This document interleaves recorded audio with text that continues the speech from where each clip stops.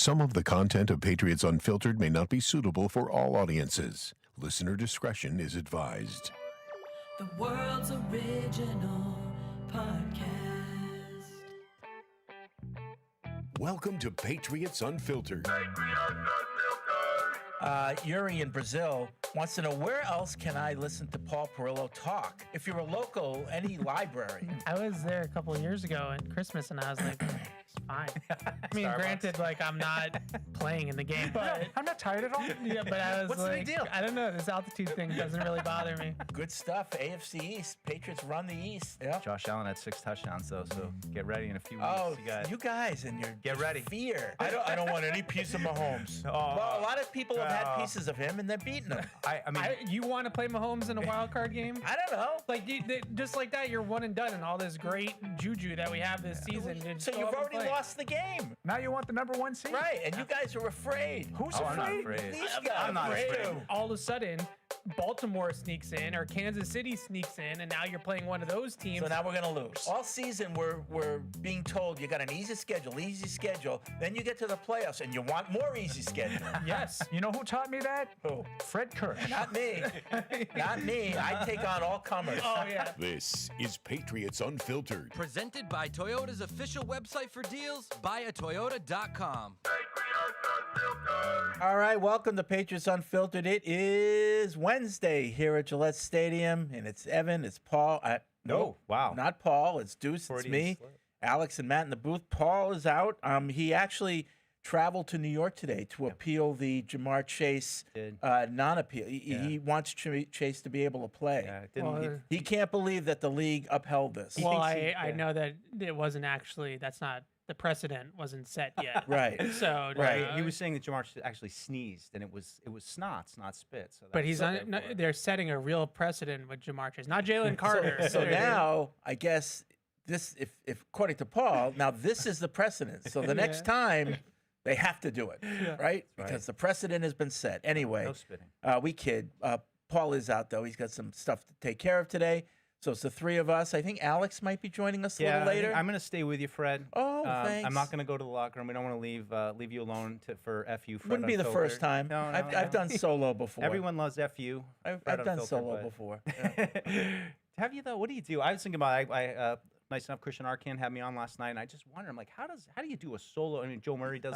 How do you do a solo radio It's show for just like 4 stream hours? of consciousness. And like you're just sitting there all day thinking Yeah. about like I could talk about that. Yeah, you repeat yourself a talk lot. about that. You need Yeah. a good producer Yeah. so that like you can talk, at least have the producer talk a little bit, Yeah, you know, yeah. so it's not completely just you. Kind of overwhelming to me to sit down. Well, in our show, it's not too bad because, you've got the callers and you've got Yeah. the emailers, so they Yeah. keep you company. sure.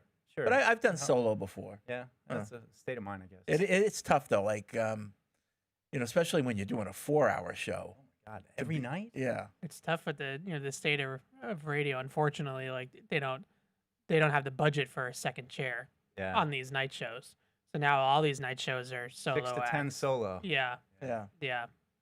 Anyway, okay, so today is our turn the page day, and Vrabel, what time is he today? 1:10. 1:10. So we'll go to Mike Vrabel live when he does his thing at 1:10. A little late every Yeah. week. It's a little later. A little later. Practice. a Getting little ready for that shorter. Monday Night Football game. Yeah, Is no, that I what think we're they're doing? pulling back a little bit on Agreed. just the schedule generally. I think Yeah. they're trying to make the most of it. Late bye week. Yeah. I think the team is feeling the late bye a little Yeah. bit, and I think they're trying to shorten practice, but still have the ability to be full speed in practice, but maybe just not for as long, because I don't think they want to lose the speed periods as they call them. Yeah. So we do turn the page on Wednesday, and this week, when we turn the page, we are looking at the Cincinnati Bengals. Now, let me just cross off. Jamar And Chase, according to no. Evan's game plan that I just read, that you haven't Oh, posted you it. had an early look You're at posting it Yes. tomorrow. Wow. yes, A little sneak preview. You're not very high on their defense. it's hard to be. We were just talking about this on Catch 22 because Alex and I normally try to come up with some things that the opponent could do that would give the Patriots problems and be somewhat balanced. But with this Bengals defense, especially without Trey Hendrickson, it's hard. Like they got nothing. According to DVOA, they might be the worst defense in the history of football, and that's not an exaggeration. So Why did they get rid of Amarano or whatever his name is last Lou year? Anarumo. So Amon-Ra St. Brown. it was close.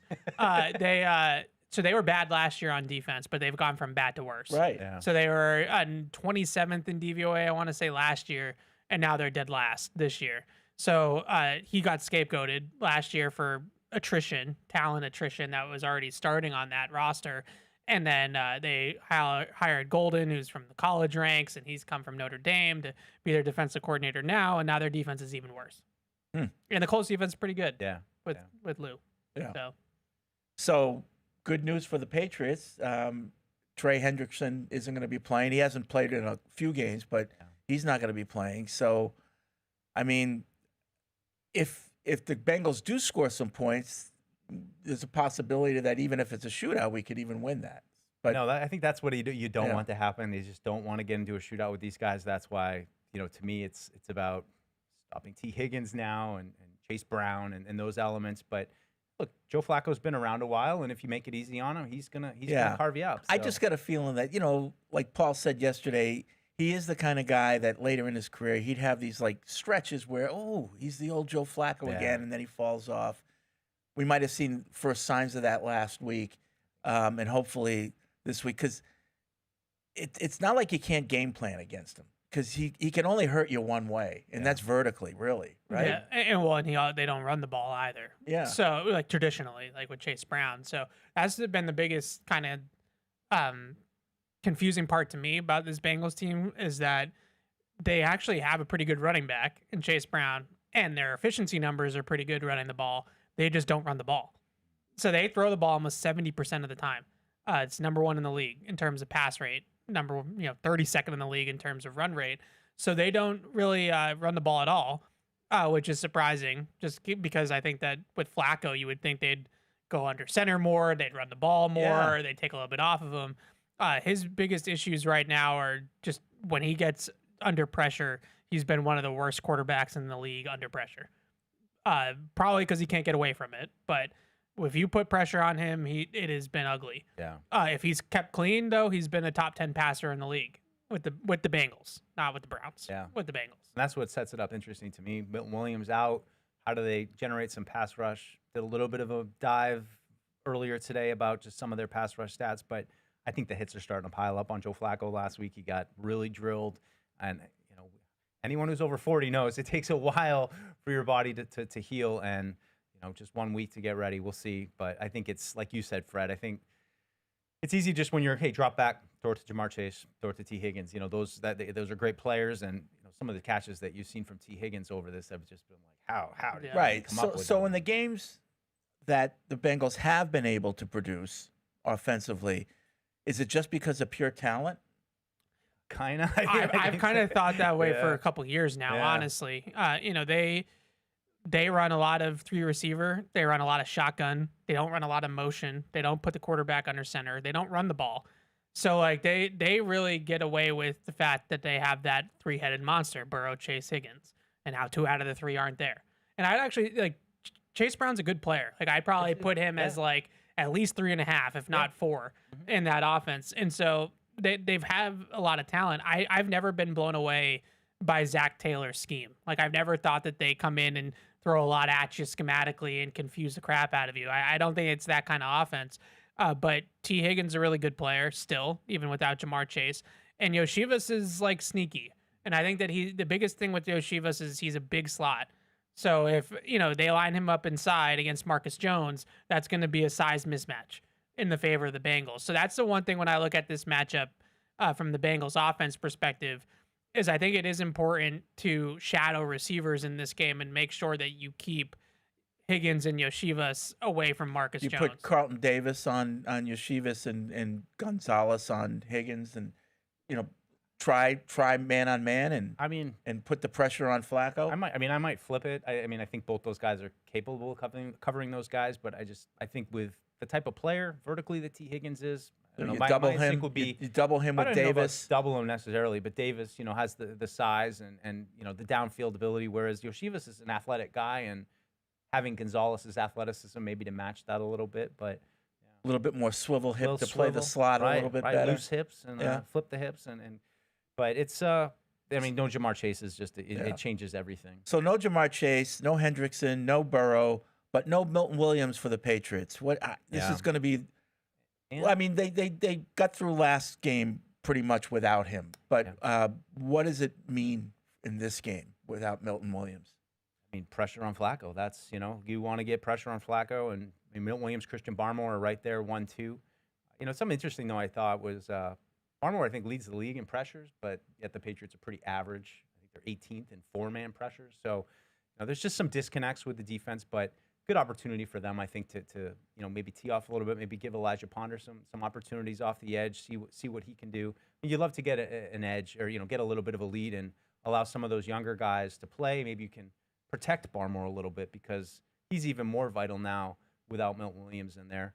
And, one other thing on the other side of the ball, Tom Pelissero reporting that Stevenson might be back this week, that he's targeting with his toe injury. So Okay. I think that would be huge. I can't help but look at the Bengals with Burrow and how set up they were when they went to the Super Bowl and felt like our window's open. And, now Evan is talking about, I mean, I don't even think there's really an injury at running back. This is like kind of how they want to do it. And what are they doing wrong? Because I feel like they're a few years ahead of the Patriots in terms of, I know they're different teams, but having the quarterback and feeling like, all right, we got something going here, feels like they spent so much time trying to solidify the offensive line that they kind of let the rest of it go to crap. Well, that's the thing. The offensive line The still isn't Bengals have good. been notoriously, I don't want to say cheap because, you don't want to call any team that, but I think that they're at a disadvantage because of their market and their owner. Their owner doesn't have deep pockets. He's not like an oil man like Jerry Jones.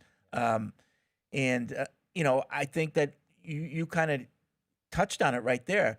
A lot of people never thought they were going to be able to keep T. Higgins, let alone Jamar Chase, but they kept both of them. Yeah. And did they do that to the detriment of the defense? And I'm not an expert on their talent, but is there, other than Hendrickson, are they just really talent deficient on Yes. defense? And they have been for a couple of years now. DJ Turner is like a solid corner. He's having a good year for them. But there's really nothing else to write home about. Just texting this week with our buddy Trags, who's now covering the Bengals in Cincinnati.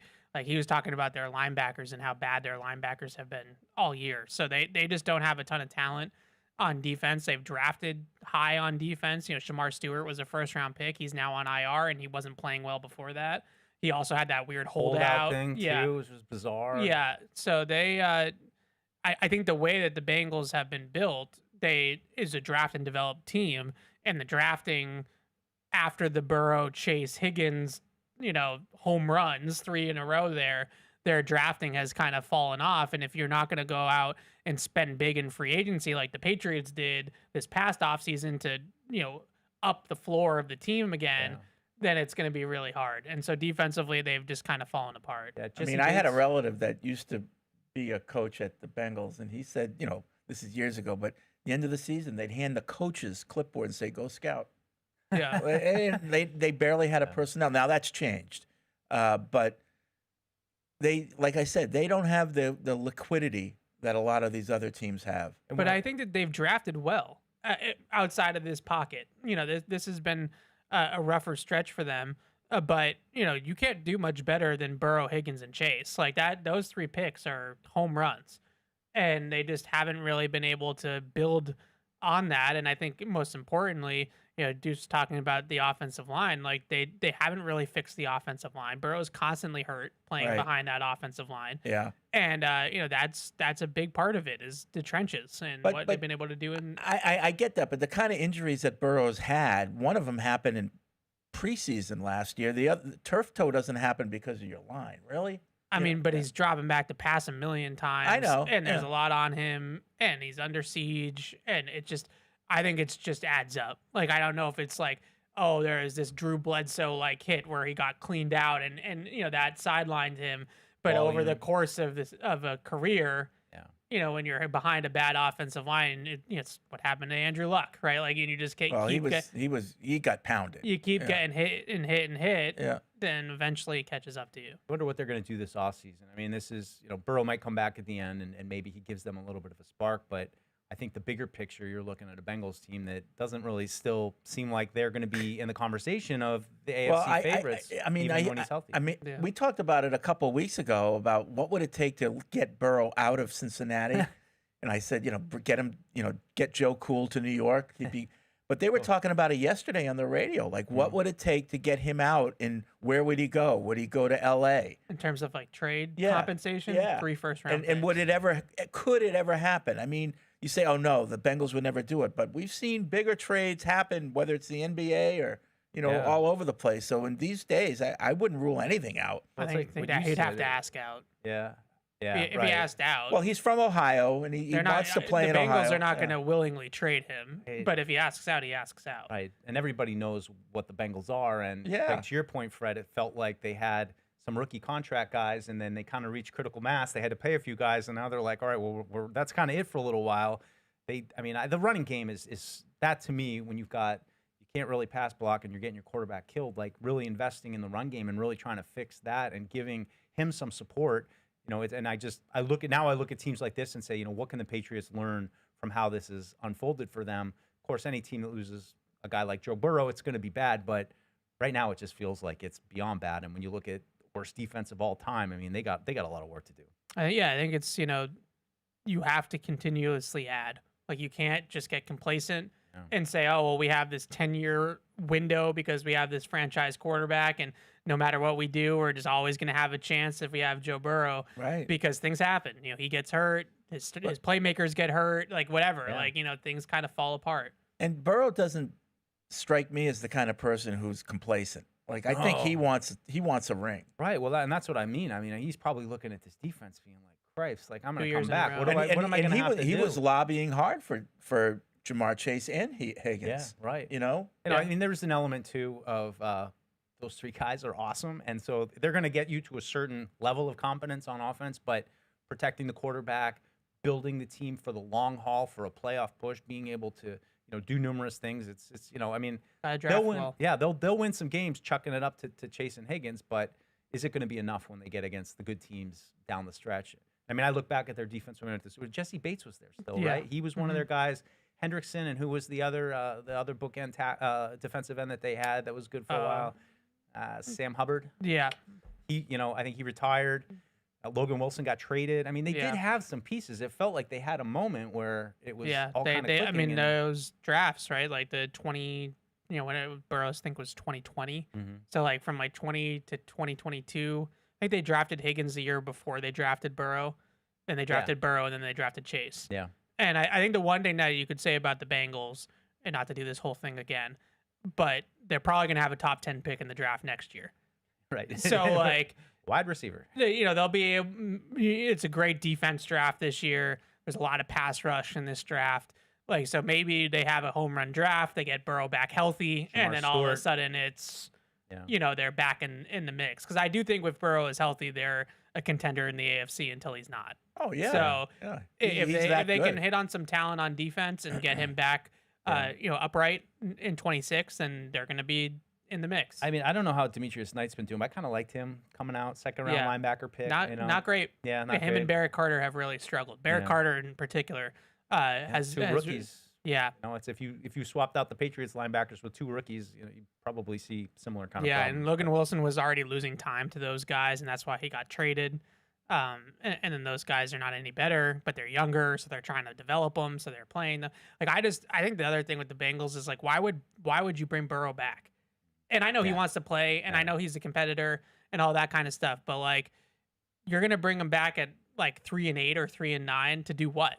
To win you Maybe a get hurt couple again? games that's gonna hurt your draft pick. Yeah, but and like it just, I think it's good for the culture.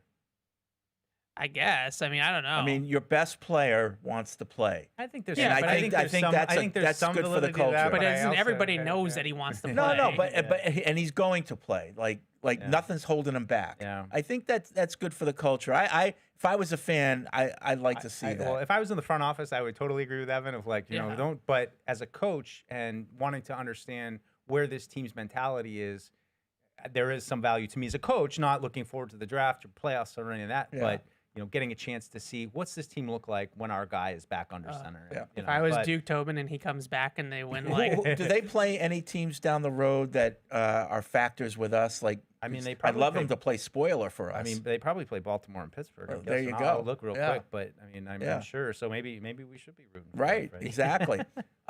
Going to the Patriots side of the ball, you mentioned Stevenson is a possibility. What about Yeah. Hoopa? Yeah, no word on Hooper. we don't know yet. No word on Hooper. Well, yeah, Vrabel wasn't asked about him. He sounded optimistic about Booty and Stevenson. Yeah, didn't say anything. Or at least that they're going to practice and we'll see. Because I'm just thinking, as soon as somebody says, "Oh, their linebackers aren't good," I think tight ends. I think Yeah. tight ends over the middle. Well, I would say the biggest thing is running backs with them. Yeah. They've had an absolutely terrible time covering running backs. Gainwell had a big game against them. Chase Brown. too. Yeah. So if Henderson can get loose a little bit in Jack this game, Westover. Sure, Jack Westover. C.J. Dupree. It would be doing nice some if blocking up front. I'm not going to pick on Jack Westover. Yeah, Travion Henderson is the type of player that has given them problems. Yeah. Gainwell had 2 touchdowns last week at like 80 receiving yards. So that backs out of the backfield have been a big issue for them. Yeah, So Fred, Josh McDaniels licking his chops this week. I hope so. This is the type of game that I Light feel 'em like up. is the most fun for him because like you can just put this defense into a pretzel, right? They have a lot of young players playing. You watch their film and there's coverage busts left and right because they don't know how to handle things. Like, we're going to motion here, we're going to release out of a bunch there, or we're going to go 3-by-1, and then we're going to distribute it like this. And like the Bengals are just like running all over the place. Don't you always get a sense when like something good's coming when the defense is all looking at each Oh, other? yeah. Like, Yeah. looking The around. amount of times I almost like the amount of times I saw palms up on the film from the Bengals defense being like, I thought you had him, Like, Well, and real quick, Fred, to your point, I mean, I think Patriot fans should want Burrow to come back and play well because their remaining schedule will be at Ravens, at Bills, versus Ravens, at Dolphins. Oh, And the man. last 2 are Cardinals and Browns, but Yeah, they- 3 of those games are huge for us. They're going to have some impact on the I AFC would love for playoffs. Let's Burrow go, to come out Joe. and Let's go, beat the Joe. Bills. Come on, Joe. It also like, long game, like I would not like the Bengals to have a great draft pick. So, as a Patriots fan, it's double trouble. Like Right. if I'm Duke Tobin and Joe Burrow comes back and wins like 3 games at the end of the year, and now I'm picking 11th instead Yeah. of 3rd, I'm going to lose my mind. There's going to be a lot of jockeying at that like top 10 picks this year. I mean, Patriots have been in that mix the last couple of years, and we play that game of like, where are they going to end up? What's it going to look like? But Yeah. this year, there's quite a few teams with 1, 2 wins, 3 wins that probably going to be in that mix for those top picks.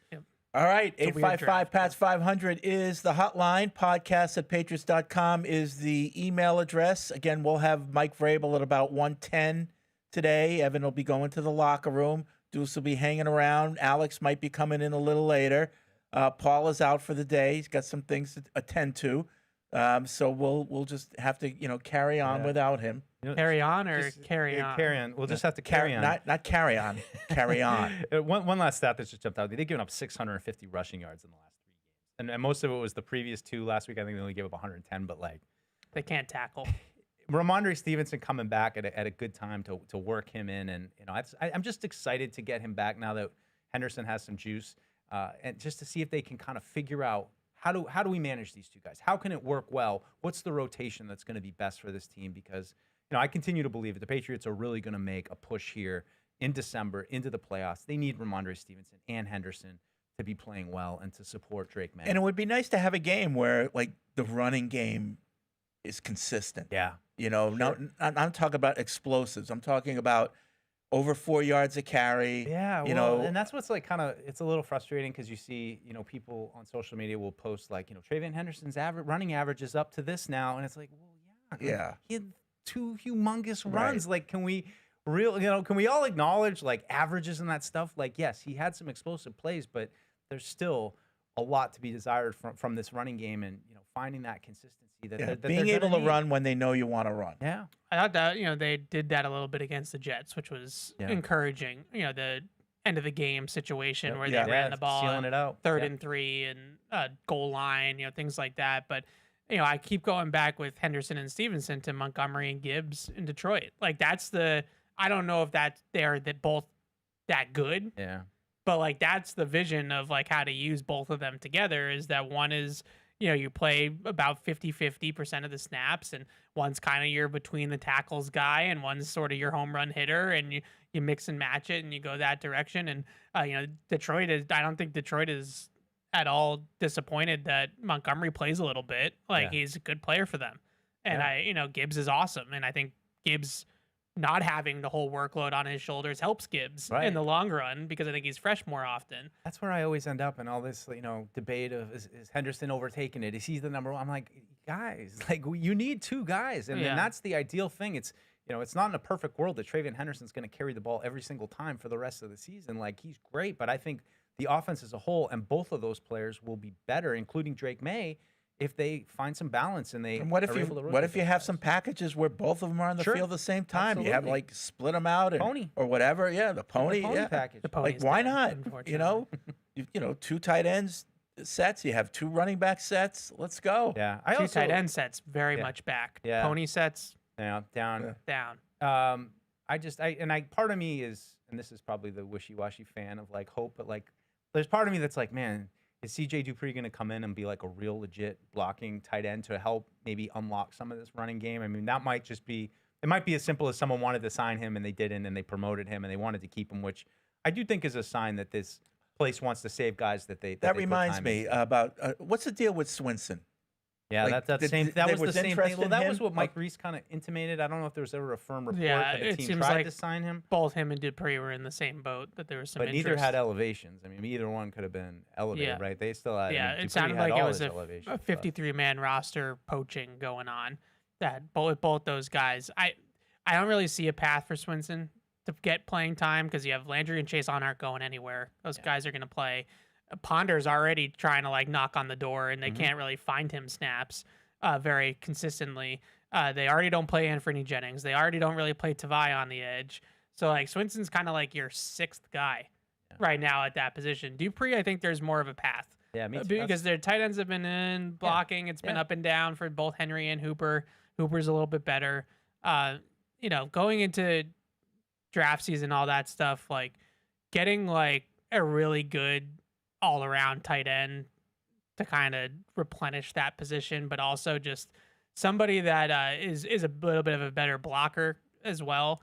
I mean, that I think Drake May likes throwing to tight ends, and I think that the tight end is a huge part of how teams are drawing up schemes these days. So I would love to see the Patriots do that. Yeah, I mean, those kind of thoughts going through my head just watching some of the Bengals who are playing all three tight ends. I mean, they're playing all those guys, and I know that's the new thing, right? 17 tight ends. Yeah. But guys like I know obviously he's a hell of a player, but somebody like Tyler Warren is like now becoming one of the more valuable chess pieces because of how well he blocks and how he can flex out and catch the football too. Oh. And so everybody's going to tight end, they're going big. And if you have an inline tight end that can block and catch passes from that spot, it's a really, really like it might even be equal to like having like a great outside receiver at this point. Yeah, I mean, the defense is, they're so reactionary and cyclical in this league. Offense makes an adjustment and then defense adjusts. I'm talking about league wide. Yeah. And right now, like you said, teams are, starting to get bigger on offense and trying to play a little bit more bully ball, and defenses are having to adjust. It was a good point of conversation on NFL Live yesterday with Orlovsky. They were going through some of the contenders and saying what might their flaw be, and Orlovsky was pointing out that the Patriots play a ton of nickel, and his flaw for the Patriots was if a team really commits to running the ball, and it goes back to a little bit what Evan was saying, yesterday, that that could be a flaw where they don't really have the heavy personnel. I mean, they're a huge nickel team, and that was part of the research. I mean, they're third in amount of nickel, 28th in base, 21st in dime. I mean, okay, so the third in nickel, but what is the gap? Because most teams play a majority of nickel these days, don't they? Yes. Yeah. Yeah. I think that Seattle plays the most. I said this on Catch 22. I like Dan. I think I respect his opinion a lot. I think it's the total opposite of what he said. Yeah, because that's what I realized as I was saying it, because you said throw on second down. I would be so much more paranoid about a team that's throwing the ball on first and second down in the Patriots than running the ball. Right. If you want to come in here in a playoff game in the wild card round and try to beat the Patriots running the football, I say be my guest. Because you're going to do two things. You're running into a strength of their defense, one, and 2, you're going to keep the score down. Right. So, like, you're telling me that Drake May can win the playoff game scoring 24 points? Like, I would take that all day, every day. So, yeah, and I mean, it just, but that's the league right now. The league is it's a game of chicken. Like, can you stop the run well enough out of nickel that you don't need to put an extra linebacker on the field? And if you do put an extra linebacker on the field, can we throw out a 12 against your linebackers? Right. Like that's the chess match right now that's happening, which is why it's making the tight end so valuable, is because if you get teams into base, well, now they're going to throw against base. But you still need to put the 12 personnel on the field to get them to put base on the field. So, like, if you can't run the ball against nickel and run them out of nickel, then why would they put the extra linebacker on the field? And to this point, at least, the Patriots, they're not a great nickel run defense, but they're good enough that they don't need to overreact to putting the linebacker on the field. Yeah. And I think that that's the whole thing. Like, if you get them to blink, and then now you have Tavai, Gibbons, and Spillane all on the field because they can't stop the run, well, now they're going to throw against you.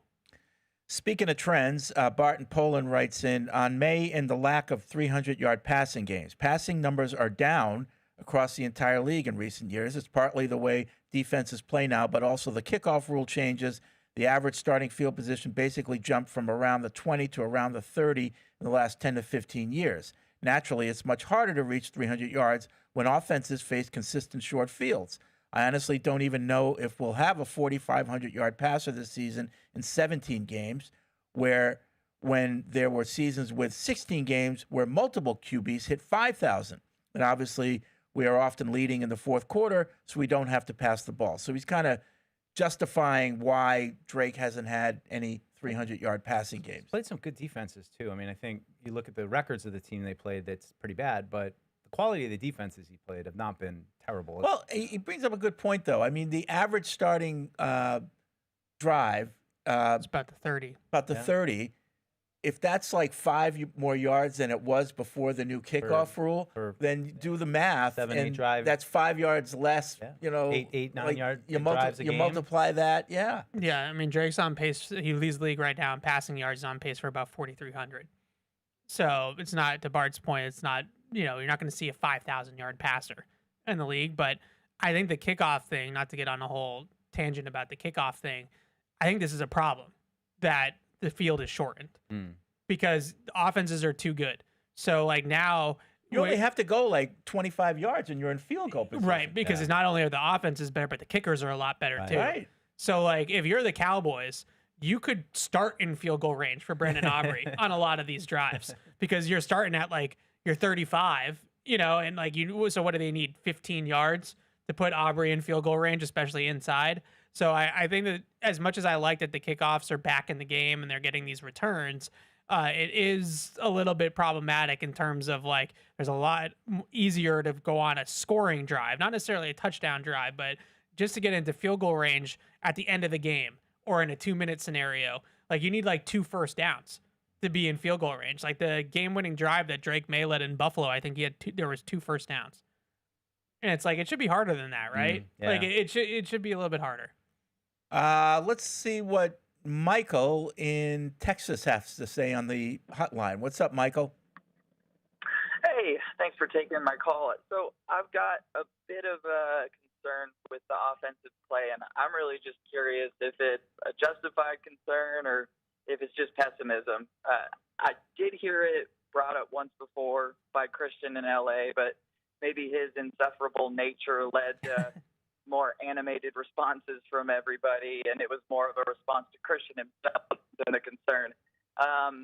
But it does feel like throughout the game, the other team's scoring, then they come in hot, they stay hot, and then I don't want to say that they let off the gas, but maybe it is more of, maybe it was Evan who coined it as them being cute, and that lending itself to them not just closing out a game. For example, the Jets game, I feel like that game should have been closed out before it hit halftime, but it wasn't because something was happening. Maybe they were getting cute. Things just weren't clicking right. But do you guys feel that that's justified at all, that they are getting hot at a point and then throughout the game they're starting to kind of teeter off and letting the other game come in? Or is it more pessimism? Thanks, Mike. Yeah, I mean, I think there's a lot going on. I think part of it is you've had one running back really the last few weeks that you know it's kind of all on Drake, and it's also a young team. Like I think there's going to be some inconsistency. Well, I think there were a few games where they did take their foot off the gas. Yeah. But I mean, teams have adjusted in the second half, and that's been a kind of a mild concern. There's Yeah. anecdotally, there's Yeah. evidence of that. You know, the Atlanta game, they scored 3 points after halftime. Now Yep. they lost Keyshawn Boutte at halftime, basically, and then they were down Stevenson and Boutte the rest of the way. And that was in game. Like, it's one thing to practice all week like that. It's another thing to lose your starting X receiver in game and then have to recover from that against a good defense in Atlanta. I just, and maybe this is just optimism to his pessimism, like, if they have to keep scoring, I have confidence that they're going to find a way to keep scoring. And, like, I don't know if they have to keep scoring against the Jets. Like, I know we would all love to see them blow doors against the Jets and score 50. I get that. But, like, they didn't really need to. Yeah. So, like, if they get pushed and they have to score into the 30s to win a game, like, I still think that they could do it. Yeah, it'd be interesting to see it, because what we are seeing this year is, like, on these third and gotta have it plays, this is a different team than the one we've seen the last 3 years. Sure. Like, they're making those plays. Yeah. They're making those big plays.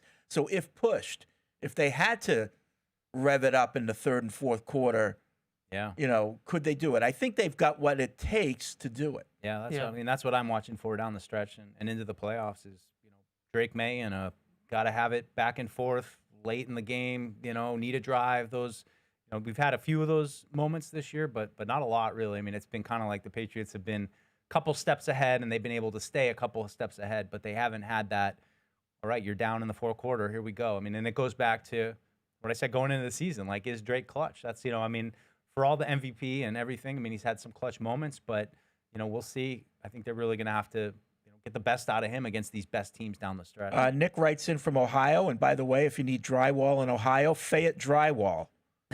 One of the area's Specifically. longest-lasting contractors since 1984, celebrating 40 years. I can say that because they're not a competitor. It's in Congratulations. Ohio, We don't so have a drywall just give Nick a little sponsor. shout-out. He says, I'm sure this has been mentioned, but I'm also an Ohio native, and I'd say leadership is the biggest issue in the Bengals room. Not to say they can't remember the Titans themselves and pull it all together, but they have something similar happen as what happened with Diggs in the sake of the humility we have seen come into our team from a fan perspective.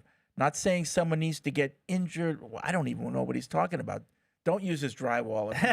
If the email's like the dry. Yeah. I thought he was I thought he was going somewhere, but he kind of lost. Well, I see what he's saying. I thought he they have was a culture going- problem, and they don't really Yeah. have leadership, and without. I thought Burrow was a Burrow good around. leader. I wouldn't say that. Like, I thought he was going front office because I know that right now the Duke Tobin and their front office is taking a lot of heat in Cincinnati for the attrition of the roster. I thought that when he said leadership that he meant like organizational leadership, like GM, president level leadership. I don't know what he's talking about with the roster. Like, I guess Chase spit on a guy, so like that's not great. But like, Right. In general, Teddy K. like I don't know. Yeah, Teddy K is like the vice president of the Players Association, so I think that he's got a pretty good head on his shoulders. But I think that their GM, they have a president and then they have ownership, and the president, she's like under fire a lot too about the roster and just Yeah. like about the state of the team. Yeah. You just hope that they're not just saying, well, we got Burrow, Chase, and Higgins. Like, nothing else matters. I mean, I think that's what that team looks like to me. And as soon as you pull one or two of those pieces out, it's pretty dreadful. Jake in Fort Rucker, Alabama. This is on the playoffs. I was listening to yesterday's show just a bit ago, and I was thinking on Paul's confidence in the Chiefs making the playoffs. Originally, I agreed. However, upon further review, I'm not so sure. At 5-5, the Chiefs will still have to play the Colts, Cowboys, Chargers, and Broncos again. While I wouldn't be shocked if the Chiefs won all 4 of those games, I think they absolutely must win at least 2, possibly 3, and that's just no guarantee this year. I think the Bills are a near lock. The remaining teams are Chargers, Jags, Ravens, and Chiefs. I think that of those teams, the Jags getting knocked out makes sense, but my guess is only one of the Ravens or Chiefs will make it, and think the Ravens are more likely. So I think the Ravens might win the division. So I think that that's could like send like a whole kind of ripple effect into this, as if the Ravens come back and actually win the North, and now the Steelers become a wild card team, and Mason Rudolph. yeah, like that all Maybe. kind of gets cluttered. With Kansas City, yeah, I mean, I think most of the metrics right now would say that they're probably going to not miss the playoffs. But it's Patrick Mahomes and Andy Reid, so we'll see. It's just a great challenge. Like, I mean, the Colts are what they are this season. They're really earned a lot of the respect around the league that that they deserve. And now to have to go into Kansas City, where you feel like you've got a desperate Kansas City team playing at home against a team that's kind of a dome team. It's going to be interesting to see what the result is. Is this an Indy team that can travel and knock off a team that, like, everybody feels the same way? They're like Jason Voorhees. Like, you got to kill him till he's dead, and then you got to kill him again. That's how it's got to be. Is Daniel Jones and that running game ready to go in there to Arrowhead and do it? I don't know. Jordan in Tampa writes in. Follow-up question on yesterday's discussion on worst playoff opponents. In my opinion, the worst opponent to face in the playoffs would be Buffalo. We've already beat them in Buffalo. I have confidence that given the state of their team, we'll beat them at home as well. But I've heard it said many times that it's so hard to beat a team 3 times in 1 year when they are so familiar with each other. I would be afraid that we beat them twice in the regular season, but they learn from the losses and get us in the playoffs. So I agree with his premise, but if we assume that the Patriots win the East and the Bills are a wild card team, the Bills are going to be the 5 seed, most definitely. And so, like, we're talking about the AFC Championship game. Yeah. And, like, if that's what it is, like, you're going to play a great team at that point, and it is what it is. Like, you take your chances and see what happens. Yeah. It'd be very unlikely that they would draw the Bills in the divisional or the wild card round, just because the Bills are probably going to be the top wild card team. Imagine if they get the bye. The Patriots get the bye, and they're 1 game away from the AFC Championship. Like, I don't know if I told you guys, but, like, my dream is to go to an AFC Championship game. I've never been to one. Like, that to me is... You've never been to one? No. Not even a Super Bowl either. I know. It's crazy. So right? sorry. I know, but I just think that's the ultimate football game. It's a home crowd. It's a real football game. Super Bowl is like an exhibition. I mean, you guys know more than me. You've been to Super Bowls. you're but right. At least on TV, it feels like there's fans from everywhere. It's one of the best weekends in sports, that championship weekend where you get those 2 huge games. Back-to-back home games, and the home crowd is into it, and probably a little bit of a weather game, depending on where it is. But I just, to me, the chance to see this team playing an AFC Championship, that would be, deuce on cloud 9. I would... Like, to me, just whatever happens, but I would be really happy. I agree with the emailer in terms of it would be hard to beat Buffalo again. Yeah, me too. But I don't know when they would really see Buffalo, like the way that it goes. But the 2000 AFC Championship game, 2018 in Kansas City is the best football game I've ever been to. And I don't think it's going to be topped. Mahomes and Brady in overtime of the AFC Championship game to go to the Super Bowl was also in that atmosphere too. Like, that fan base is awesome. Yeah. That was a great game. I don't know if that will ever be great topped. game. And that was great post game. Yeah. My first year on the beat, and I came out, and that was my first year was covering that team. So there's also my closest is the AFC divisional against San Diego in 2006. But there's nothing quite like the experience of going into a hostile stadium in the playoffs, a team that has Super Bowl aspirations, and ending their season in their home. I mean, that feeling, and I mean, the Patriots had it happen a couple times here to them, but that was pretty cool. I mean, the celebration after that San Diego game, all the Patriots fans all came down. Everybody was just so excited. I'm sure it was the same thing there Pittsburgh. in Kansas City. No, because there weren't, like, Kansas City was not letting any Patriots fans in the building.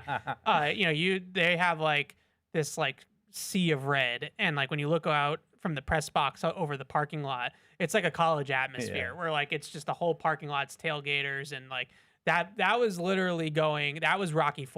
Like, that was literally going into the most hostile environment that you could possibly go into. And, Brady winning that game was one of his best. He was, I mean, helmet off, and it was bitter cold, too. Yeah. Helmet off, jumping in people's arms, and the McCourty twins hugging each other, and Devin telling Jason, this is why you came to do this. David Andrews waving goodbye to the crowd. Masterclass, a Brady masterclass. Oh. Yeah. Yep. Good Third down. Just, yeah. I mean, so many plays. Talk about gotta have it plays, and then thank you Kansas City for jumping off sides. That's probably down the stretch. That's probably a list too or high a video safeties. the greatest third downs of the dynasty. Just third downs. I mean, Edelman probably have 4 or 5 of them. Gronk They have just 4 or 5. kept on playing middle of the field. Like they kept on playing two high safeties, and Edelman just kept running crossers right into the middle of the field, and they just didn't cover him. And then the one time that they did, they threw the backside slant to Gronk, and they just had all the answers. Like third down, they just completely outfoxed the Chiefs in that game. Yeah, I loved hearing what Brady said about that game too. Just saying, I knew what they were going to do before they did it. Like I studied them so much. Like I knew exactly what they were doing every snap. Yep. Then they got Spags, and then they won 3 Super Bowls. Willem and Phillum. What's up, William? What's up, Fred? How you doing? All right. All right. Hey, Evan. Hey, Deuce. How we doing? All right. Just 2 questions. So, I know about the rivalry jerseys, which those new ones, which they look so sick. Anyway, do you see the Patriots getting some a new home jersey for next season? You know, something different. You know what I mean? From the blue ones that they have already, and also for you, Evan, with the draft coming up, basically, what do you think the Patriots would do with the first round pick? You know, what do you think they should target though? And y'all have a good day, okay? All right. Well, 2 questions there. One is new uniform in the works, and what would they do with the pick that they'll have? Probably, hopefully, low in the 32, first round. I think, is where the Super Bowl champion. There you go. picks. Edge rusher. Yeah. I think that will be at the top of the list. I think best player available. That's not a quarterback. they're gonna need some things to fill in, depth wise and other spots. But I think the cool part about this draft, to Fred's point, is like you kind of already have the foundation, so now you're kind of just adding like on top of it. This is where we used to be. Right. Yeah. And so now you can really, the Lions had that draft where they go Gibbs, Campbell, Brian Branch, Laporta. And after the draft, everybody made fun of them because they picked non-premium positions with all their picks, but they picked the best players available. And all of them ended up being good. So I do think there's an element of that you can kind of just, whatever falls to you, and you pick that guy. That's what I'm excited about next year, and not to get ahead of ourselves, but like this isn't the team yet, and everybody's pretty much coming back. Money-wise either. Yeah, I mean, there are some holes to fill. I mean, you got to figure out, is Chase On going to come back? Tonga, Jalen Hawkins starting safety. So I mean, there could be some starting holes, but generally you're bringing back just about everybody in the core, and you just can build from there. And you don't have to be totally, held to the needs. And when you're held to those needs, like you end up reaching on guys that maybe you shouldn't. Whereas, like to your point, Fred, it's like, yeah, we kind of need this position, but we know that this guy's going to be a superstar, and it's not atop the list, but let's just take this. Yeah, I just put out edge rusher because it's a good class. No, There's going to be like 5 or 6 of them that go early, and people are really high on the class. Great place to start. It looks like they'll have cash to spend too, so it doesn't all have to come from the draft. If you can get an immediate impact guy on edge rusher, do it that way. Yeah, and I think that's probably. What will happen is like you won't have the spending spree like they did this last offseason, but you might have like one splash, whether it's a free agent or a trade or something like that, where they go out and try to add again, like just that extra piece to put you over the top, whether it's, another receiver or it's an edge rusher or whatever the case may be. But they're going to need, pass rush. They're going to need, offensive line still, right tackle. Morgan Moses is not a spring chicken. How do they sort out the interior with Wilson and Bradbury? Bradbury, do you bring him back? Do you kick Wilson to center? Then you need a left guard. What's on Wenu's future? Yep. So there's still some. It's going to be a really, really interesting offseason. Tight end. Sean in Vancouver, I predict that Drake May will have his first NFL game with over 300 yards passing. That's not based on my gut or a feeling. John going out on a list. It's more this train of thought. Drake May leads the NFL in passing yards. The Bengals have the worst defense in the history of the NFL. When push comes to shove, it's a big game for the Patriots offense. It should line up that way. They could also have 200 yards rushing. That to me would be what would prevent Drake from doing it, is that they get the lead, and then it's Ramondre Stevenson, Travion Henderson time to just do what they've kind of done, bleed the clock out and get out of Dodge with a win. As you get into December, November, I think those things are, you got to protect yourselves a little bit. Yeah, I think there's a piece of me that thinks that the Patriots could, really blow doors in Cincinnati because of the state of the Bengals. Like, Chase is suspended. He spit on a guy. That's not great, just in general for the whole vibe, right? Yep. Joe Burrow's not playing. Trey Hendrickson's not playing. But at the same time, it's been a little bit of a grind here for the Patriots, and they still don't have. They're still 2 weeks away from their bye. I I do think that there's an element of, are they fully operational right now to really like blow a team out? It might be one of those like ho hum. I think it's a great games. observation, Evan. It's what like kind of concerns me, small c concern of just managing getting to the bye, and look, we're all kind of scarred from how things went downhill after the bye, going back, a significant amount of years. But what is the team like post bye with Vrabel? What does that look like? Do they come out and really look like they're starting to peak? Because I don't really think this team is peaked yet. I don't think we've seen their best with Drake and Ramondre and Keyshawn Boutte and Austin Hooper and all those different pieces. So I still see where they can get to, but I really wonder how they're going to manage these next few weeks with another primetime night game, a bye week, and then some really tough matchups right out of the bye. Well, that's the thing is like you have Buffalo, Baltimore back to back right out of the bye. Be ready to go. So these games, like I'm not saying you don't put it all in, to these games, but are you really going, is this more like let's just take care of business and get the heck out of Cincinnati, or is this like let's beat up on the Bengals, Mark in Fall River, he says, yesterday I felt there was a certain amount of disrespect being handed to Stephon Diggs. Oh. When the discussion came up about Drake May and his performance, you harped on how little talent he has around him. I don't know about that, but there wasn't even a cursory mention of Diggs and the impact he's had. I'm not saying he's a top 5 wide receiver, which is specifically what you mentioned, but he has a huge impact on this team, and he's still playing at a high level. I just want to make sure he gets mentioned because, in my opinion, he's been a main part of the offense's turnaround. Good point. No, that's a good point. Absolutely. I got asked that last night on the radio. Who's your offensive MVP after Drake May? And I said Stephon Diggs. And I mentioned he's been solid all year. Comeback player of the year. He's got about 800 yards already. Not quite, I don't think. I think he's around 700. Yes. But he's on pace for about over 1,000. 90 catches, 1,000 yards. Yeah. Really strong candidate for comeback player of the year in the league. Coming back from the ACL and having this year, and there's a real chance that the Patriots could have a coach of the year, assistant coach of the year, MVP, comeback player of the year. Like they could have some awards, in this offseason. You don't get to be an MVP candidate if your team around you really sucks. The Patriots might not have Jamar Chase, but still, Stephon Diggs is a very good player. And, the cupboard is not bare right now. There are solid players. I think the point, though, generally is just May is elevating everybody, but they wouldn't be where they are right now without Stephon Diggs. It's a good shout-out. Yep. Chris with a TIAN writes in, will this final stretch of games tell you more about this team than the first 11 games? Yes. While the 3-game road win streak and winning in Miami, Tampa, and Buffalo are the marquee wins, I think wins against the Ravens, potentially sweeping the Bills, will tell us a lot about how far they'll go in January. Yep. Absolutely. No, that's a good point. Yeah. But I'm kind of not saying that the rest of the season, regular season, doesn't matter, but until we get to the playoffs, like you're not really going to find out what this team is really made of. And I just go back to 21 where they had a good regular season and it looked like the arrow was pointing up, and then they got absolutely destroyed in Buffalo. And I remember Belichick coming on the next day and being like, is that who we are, or do we just have a bad night? Well, and it turned out that that's who they were. Yeah. I'll say this about 21. Some of us who were paying attention, we saw it coming. The second half of the season was from the Indy game on, right? Well, everybody, everybody saw that, but you still came out of that season.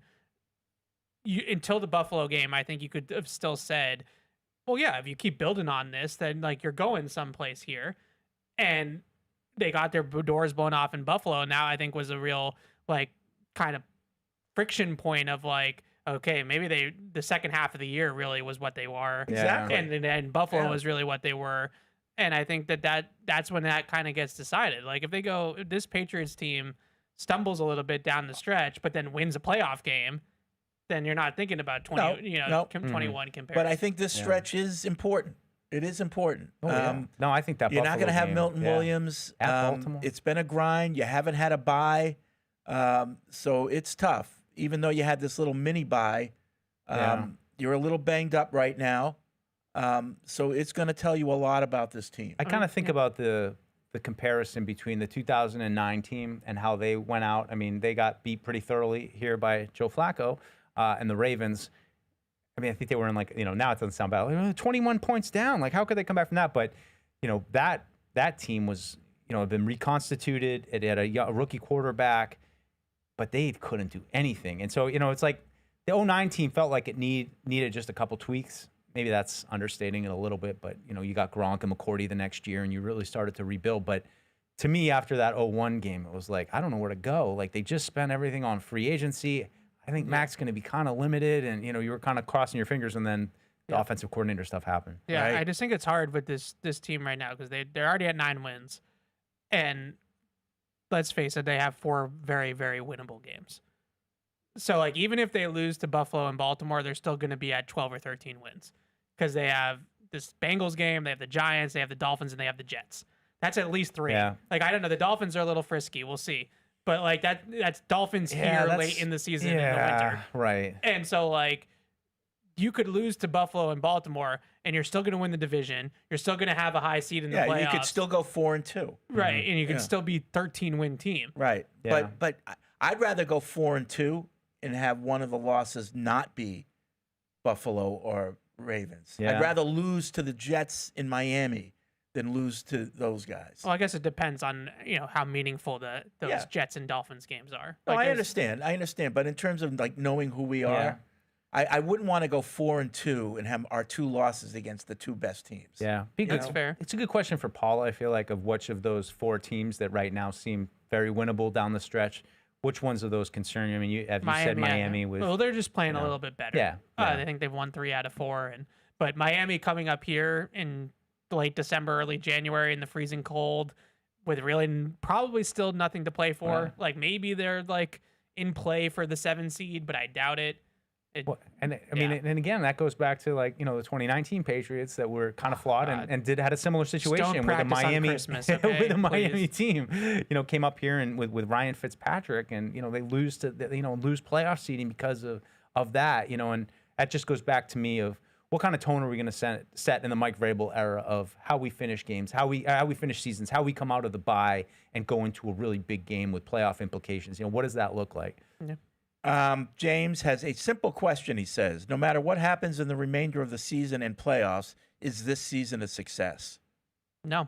I'm going to say pretty much. I mean, it could go sideways and terrible things could happen, and they could lose every game on here. Like, so it's not locked in stone, but like they're going to make the playoffs. I think aside from the worst, like you said, you lose every game from here on in and it goes sideways. I think it is a success. Yeah. Because we went into the season saying if we see improvement and we see that Drake May is the guy, then that's what you're looking for. Well, that's what we've got. Yep. So I think it is a success, barring something crazy like that, where we lose the last 6 games, everything's a mess. Drake May has become turnover king. Yeah. I don't see that happening. Yeah. I'm moving the goalposts. I want more now. What do you need, Ev? What do you need? A playoff win now? Playoff win. I think that like winning a playoff game, just one, I think goes such a long way to like establishing your program. Like this is like proof of concept. Absolutely. Like it's one thing to have a great regular season, but when you win a playoff game, like you really feel like, okay, like our quarterbacks won a playoff game. Our program won a playoff game, and that like now like there's real buy-in. But like to you what's said, happening. you move the goalposts. 100%. Because that's not what the what and then part it of could go 9-8. Right, that would hit my my season expectation in August. Right. Like, But it still pains me with it all ahead of you to say like, no, it's already good. Like there's obviously you want more, and the team want more. And the good news is from what Vrabel says about his players, and they want more too. They're not satisfied.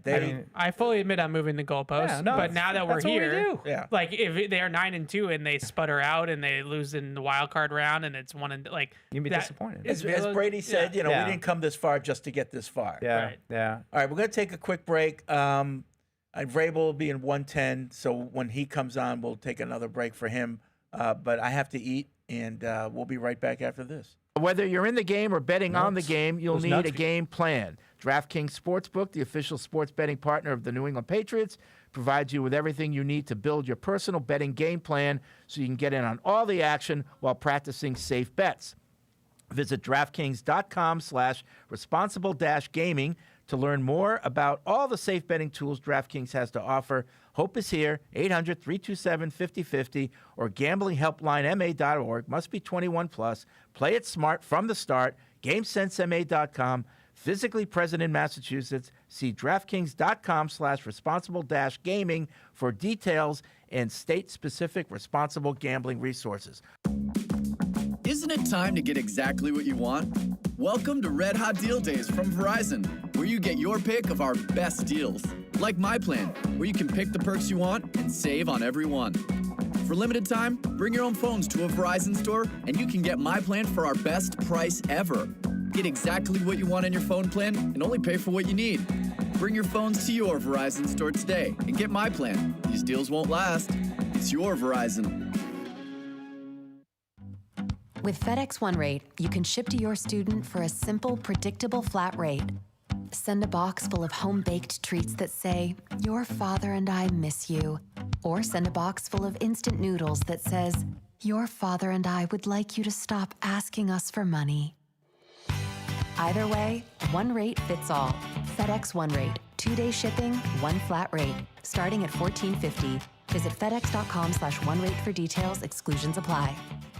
If you're gonna play the game, boy, you gotta learn to play it right. DraftKings is all about responsible gaming. It's more fun when it's for fun. So play responsibly. DraftKings, the crown is yours. Gambling problem? Call 1-800-GAMBLER. 21 plus. Age and eligibility varies by jurisdiction. If you're gonna play the game, boy, you gotta learn to play it right. DraftKings is all about responsible gaming. It's more fun when it's for fun. So play responsibly. DraftKings, the crown is yours. Gambling problem? Call 1-800-GAMBLER. 21 plus. Age and eligibility varies by jurisdiction. With FedEx One Rate, you can ship to your student for a simple, predictable flat rate. Send a box full of home-baked treats that say, "Your father and I miss you." Or send a box full of instant noodles that says, "Your father and I would like you to stop asking us for money." Either way, one rate fits all. FedEx One Rate. 2-day shipping, one flat rate. Starting at $14.50. Visit FedEx.com/one-rate for details. Exclusions apply. Isn't it time to get exactly what you want? Welcome to Red Hot Deal Days from Verizon, where you get your pick of our best deals. Like My Plan, where you can pick the perks you want and save on every one. For limited time, bring your own phones to a Verizon store and you can get My Plan for our best price ever. Get exactly what you want in your phone plan and only pay for what you need. Bring your phones to your Verizon store today and get My Plan. These deals won't last. It's your Verizon. Isn't it time to get exactly what you want? Welcome to Red Hot Deal Days from Verizon, where you get your pick of our best deals. Like My Plan, where you can pick the perks you want and save on every one. For limited time, bring your own phones to a Verizon store and you can get My Plan for our best price ever. Get exactly what you want in your phone plan and only pay for what you need. Bring your phones to your Verizon store today and get My Plan. These deals won't last. It's your Verizon. With FedEx One Rate, you can ship to your student for a simple, predictable flat rate. Send a box full of home-baked treats that say, "Your father and I miss you." Or send a box full of instant noodles that says, "Your father and I would like you to stop asking us for money." Either way, one rate fits all. FedEx One Rate. 2-day shipping, one flat rate. Starting at $14.50. Visit FedEx.com/one-rate for details. Exclusions apply.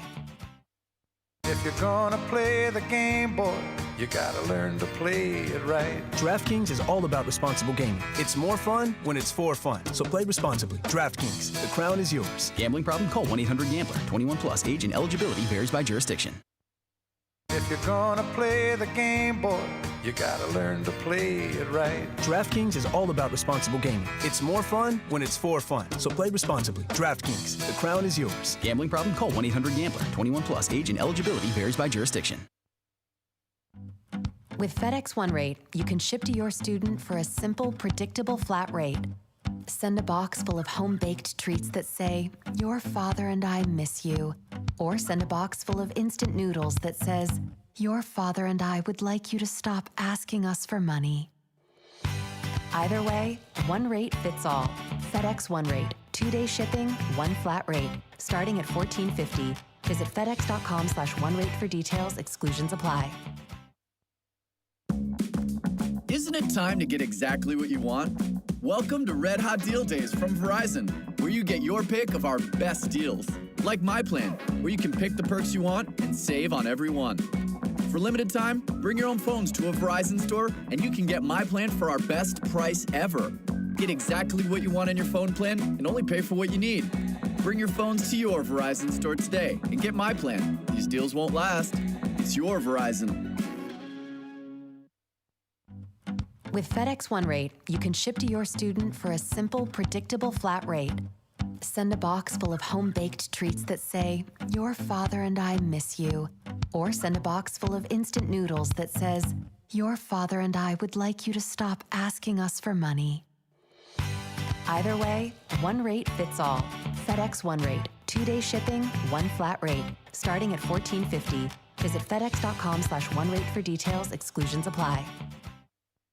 If you're gonna play the game, boy, you gotta learn to play it right. DraftKings is all about responsible gaming. It's more fun when it's for fun. So play responsibly. DraftKings, the crown is yours. Gambling problem? Call 1-800-GAMBLER. 21 plus. Age and eligibility varies by jurisdiction. With FedEx One Rate, you can ship to your student for a simple, predictable flat rate. Send a box full of home-baked treats that say, "Your father and I miss you." Or send a box full of instant noodles that says, "Your father and I would like you to stop asking us for money." Either way, one rate fits all. FedEx One Rate. 2-day shipping, one flat rate. Starting at $14.50. Visit FedEx.com/OneRate for details. Exclusions apply. Isn't it time to get exactly what you want? Welcome to Red Hot Deal Days from Verizon, where you get your pick of our best deals. Like my plan, where you can pick the perks you want and save on every one. For limited time, bring your own phones to a Verizon store and you can get my plan for our best price ever. Get exactly what you want in your phone plan and only pay for what you need. Bring your phones to your Verizon store today and get my plan. These deals won't last. It's your Verizon. If you're gonna play the game, boy, you gotta learn to play it right. DraftKings is all about responsible gaming. It's more fun when it's for fun. So play responsibly. DraftKings, the crown is yours. Gambling problem? Call 1-800-GAMBLER. 21 plus. Age and eligibility varies by jurisdiction. And now, great moments in history. I know everybody around here says the Celtics love to make it hard on themselves, and they're doing it again, and they're blowing opportunity with like nothing to do with the other team, like forcing 18 turnovers. It's the Celtics giving it away. That's what I was 18 trying to times. tell you all these years with the Patriots. When you would say the other team stink, and I say, well, maybe the Patriots had something to do with it. But now, because now you have that take. Wait a minute. And I'm glad you've come around. Wait a minute. And I agree with your take on the Patriots, and I always have in games like you and Andy. In the league sucks. The Patriots suck. So you're making two different arguments. The league does This always suck. happens at the end of the show. I know. The league does suck by and large, and teams give games away. But you can't tell me they won 6 Super Bowls because the other team sucked. No. That's stupid. That's what you guys used to say. Never once did I say in a Super Bowl the other team sucked. I would give credit to the other team and the Patriots having beaten that team. You would take away from the Patriots by diminishing the other team. No, I would take away from again the and Patriots again and again. when they get dominated by like the Cleveland Browns and lose because Cleveland gives the ball away 17 times. Like that's different. Right, because the Patriots had nothing to do with it. But you don't beat the Steelers and the Colts and the Rams all because the other team sucks. Yeah. Sorry, the other team doesn't suck. No, but they would say teams come to. But that's what teams Celtics come to fans are Gillette saying. and they just poop themselves. But They just don't know what to do. But that's well, what Celtics fans are saying now. Patriots. It's all about the Celtics sucking, not the Golden State doing anything. That I agree with, and I also agree with the other way too. That's another great moment from Patriots Unfiltered. All right, back here on Patriots Unfiltered. It's good to be having those arguments again. Like, Right. why are the Patriots winning? Yep, I know. Is it because they're good or the other teams stink? And that gets to the whole easy schedule thing. Yep.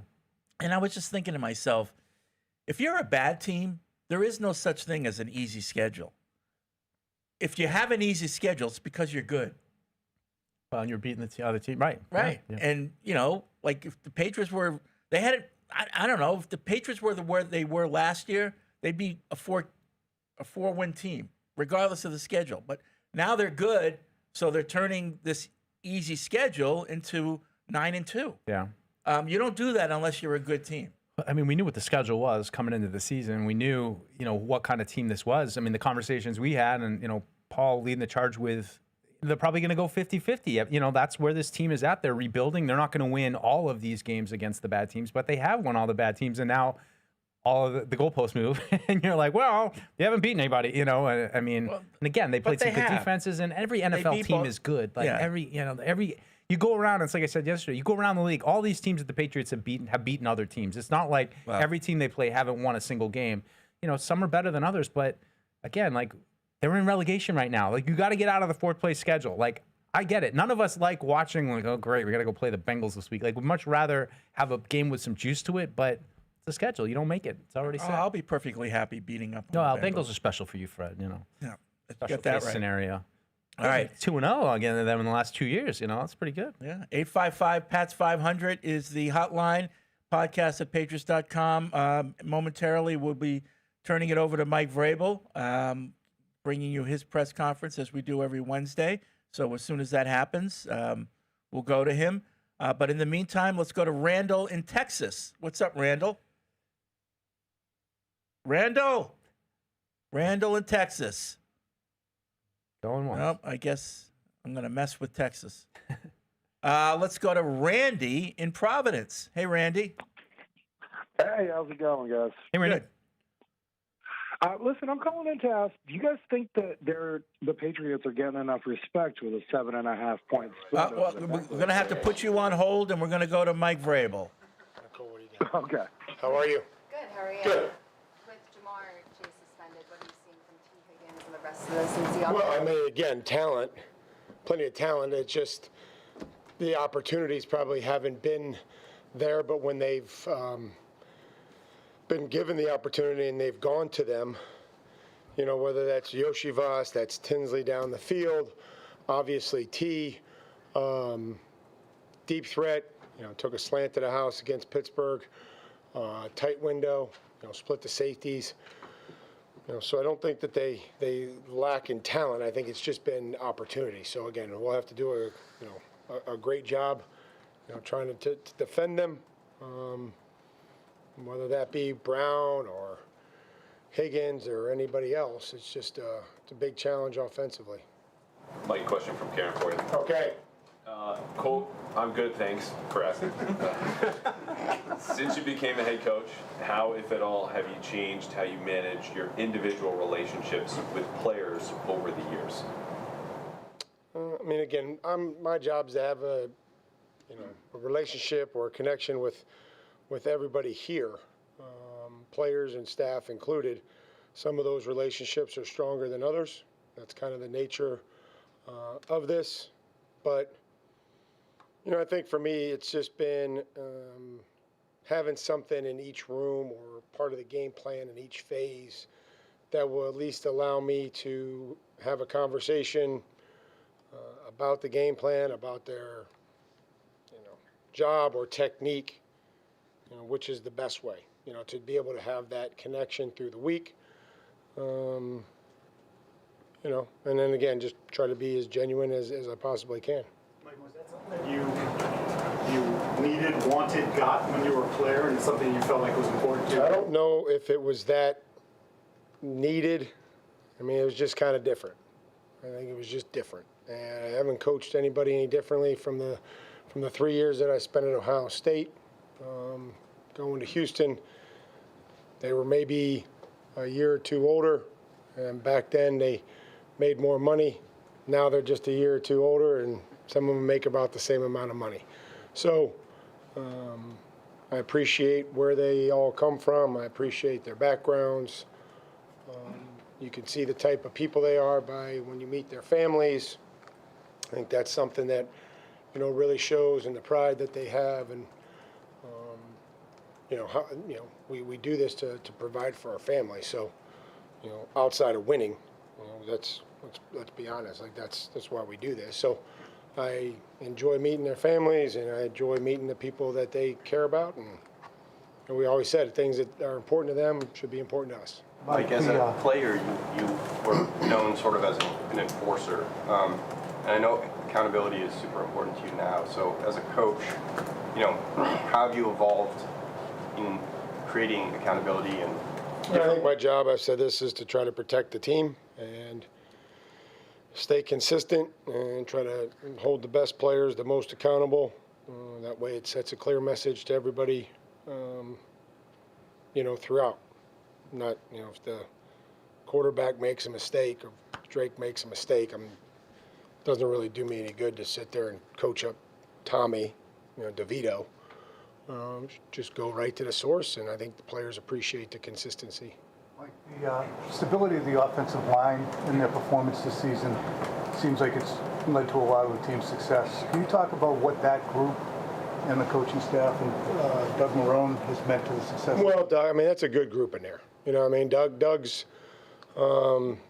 in charge, but Jason Hotaling, Haas, and Cougs, I think we're lucky. I think those guys really do a good job. Like I said, when I talked about the staff, they can all take a group and coach them, and pre-practice, individual. So you see a lot of that is split up, and guys are getting work and reps, and so there's a lot of confidence there. I think the players are building some confidence. I think that the more that we get into this thing and they understand kind of the design of the play and kind of how Drake's going to operate, whether that's trying to climb the pocket or the extension and everything else. I think it all goes hand in hand. I think they communicate well, and the more that we've been able to be out there as a unit has led to some good results. With Ramondre possibly nearing the return, you've had Travion kind of be that main back in the last few games. Is there a plan kind of to have a better balance between the two of them when they're both ready to play or when Ramondre's healthy? I think we'll probably have to have that conversation, when it's, certain that we're going to have Ramondre. He's going to work through practice today, and, we'll see where things go. Travion's helped us, Ramondre's helped us, Terrell's helped us. Disappointed that Dearness couldn't, have a couple more carries. We gained some good yards on whatever they thought was a holding penalty, and go from there. So we'll try to have them all help us, but it's been good to see Travion continue to run hard and take care of the football and everything else. Mike, what's been your impression of Joe Flacco and just the way that Bengals offense has been playing? Efficient, on time, a lot of, again, you're not going to trick them. You're not going to trick them. You're going to have to cover them, beat them, rush them. The ball comes out quick. Doesn't seem to get rattled very easily. It's not something that's going to happen. Arm strength and accuracy has been great. He kind of knows what he wants to do and where he wants to go with the ball. It's a lot of command. Mike, he's also someone you saw as a player. I don't know. I know now those memories are great, but what do you remember about a young Joe Flacco on the other sideline? About the same. Big, talented, strong. Probably ran a little bit more. So just the longevity, a lot of respect for him as a person and as a player.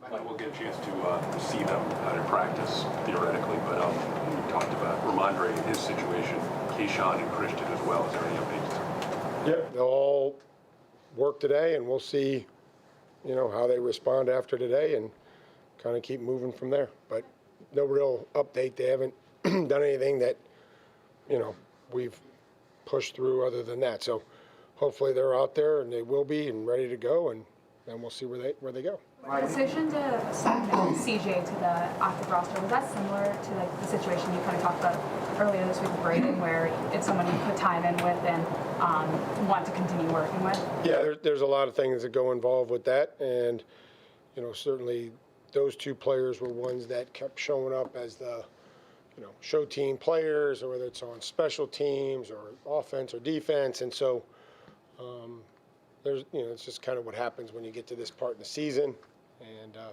we'll see if those guys can help us, and we ask everybody to prepare as a starter when they come in here, and I don't think anything should change or will change for those guys. Mike, you have defended the quarterback-related tree concept in back-to-back weeks. How much is it from having your scout team running the play, simulating it during the practice, versus just the players out there with high awareness and discipline during the game? Well, we're not going to be able to show them everything. We have a lot of, again, admiration, respect, gratitude for the players that give us those looks throughout the week. I think they take great pride in that. We ask them to try to, they're being evaluated, and we're trying to put it the best as we can in our language and letting them play football and letting them compete and, try to stay up and take care of each other. We don't want anything that's out of control, but I think improvement has been made by players on those units. They give us a fantastic look in all, first, second, third down. We get to the red zone late in the week. So again, that starts there, and then we're not going to be able to show them every single play that they're going to see in the game. That's impossible. Nobody's that good. There's things that we'll show them, that they'll be able to recall, but then it comes down to the 11 guys out there. If there's an unscouted look or there's a scout, there's a play that, comes up that they haven't seen or they haven't run this year, that, you kind of use your tools and use, kind of your rules for the play and what your responsibility is to go and defend it. Drake's been. Final question. Drake said on the radio the other day that one of the concepts he's been focused on this year is remaining a passer as long as possible, even when he's taking off. How much progress have you seen with that particular skill or development for him? Yeah, I think that's something that was, talked about in the offseason that we wanted to try to allow him to do and let him work on it. And, example on the sidelines there with Diggs the other night is maintaining a passer as long as he can, still threaten the edge, and then if people come out of coverage, being able to, make good decisions and great decisions with the football, and it leads to, 15 extra yards. He wasn't going to run for 15 yards. So again, those are things that really can put stress on the defense when you do them positively and you're not making bad decisions. Mike, Drake's been so accurate this year. What kind of work have you seen him put in to refine or improve that part of playing the position? How much of that just might be innate? I think probably a little bit of both. I think that Josh and Ashton have tried to work hard on that. I also think Drake is talented, and again, it's like a pitcher. And I don't know if there's a pitching coach that was really taught Greg Maddux how to paint the plate and put the ball wherever he wanted it. So I think there's some natural skill there, but then I think that they work on those things, and they work on platform and throwing off at different places and still remaining accurate and climbing a pocket and working with a base and all those things. And then, there's other times where it's just natural athletic ability and hand-eye coordination and putting the ball in good spots. Thank you.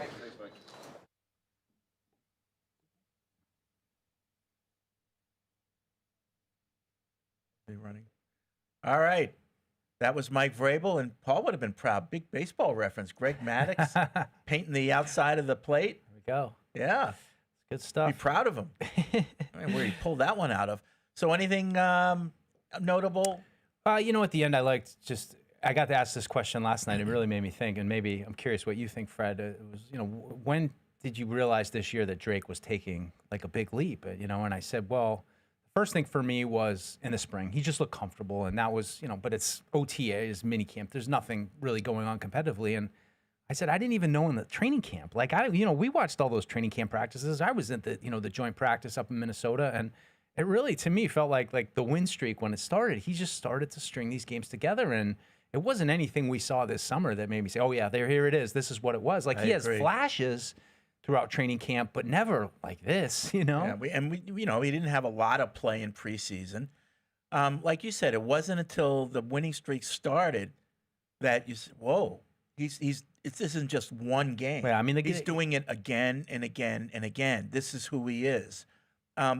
Raiders game, first game, you didn't see it then. No. A little bit in Miami. Buffalo, obviously, that was a huge win, and that throw that's still making the rounds to Stephon Diggs, but no, it really was a regular season thing to me, which is just absolutely. There was anyone that says, "Oh, I saw it in minicamp," but No, There's nothing that would have told you this. No, it still felt like you were gonna, be feeling it out a little bit. I mean, it's hard to make comparisons because I think even Caleb Williams a little bit. You're seeing that too. Like he's had some great plays, but you're still seeing a second-year quarterback figure it out, and there's some ebbs and flows to it. But I continue to be amazed by you watch guys all summer, you watch training camp, you have an impression of what kind of team is this, and then you get into the regular season and just blows your mind that this guy all of a sudden is playing at this crazy level. Believe it or not, I think this offense has a lot of room for improvement.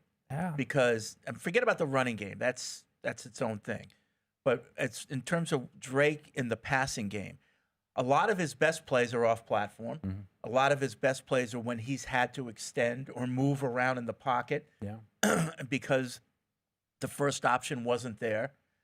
I think, obviously we all want to get to that point where that first option is there. Like, the play is run as it was drawn up. Yeah. And when you get to that point and the other plays are less frequent, that's when you're going to see this offense really start to be a well-oiled machine. We're not there yet, believe it or not. No, that goes to the question I think Megan Ottolini asked about, just Drake's ability to stay a passer. And I think that's where, for me, some of the ebbs and flows of his season have been. You've seen at times and contained pockets that you will see him get a little rushed and maybe quicker to get out of the pocket. But I thought last week the protection was better. He got comfortable in the pocket. You didn't see him trying to run. He was staying in there even when there was some pressure and still delivering throws. So I totally agree with your point. If he can continue to stay at that point, and granted, it's probably dependent a lot on the protection, but they've been better too. So, yeah, it's Randy's been on hold. I hope he's still there. What's up, Randy? Hey, how's it going, guys? Hey, thanks for holding on, listening to Mike Vrabel. I don't know. If I'm going to be bumped for anybody, I might as well be the coach, right? Yeah. I had wanted to call and ask you guys if you feel like the Pats are getting enough respect with the spread this week. Fred, this is your department. 7.5. What they're favored by 7.5? Yeah, and this is against a team that's losing by 10.5 on average. Well, you get 3, so that it is 10.5, sort of. I wish Paul was here for this. No, I hear what just 7. So 7.5.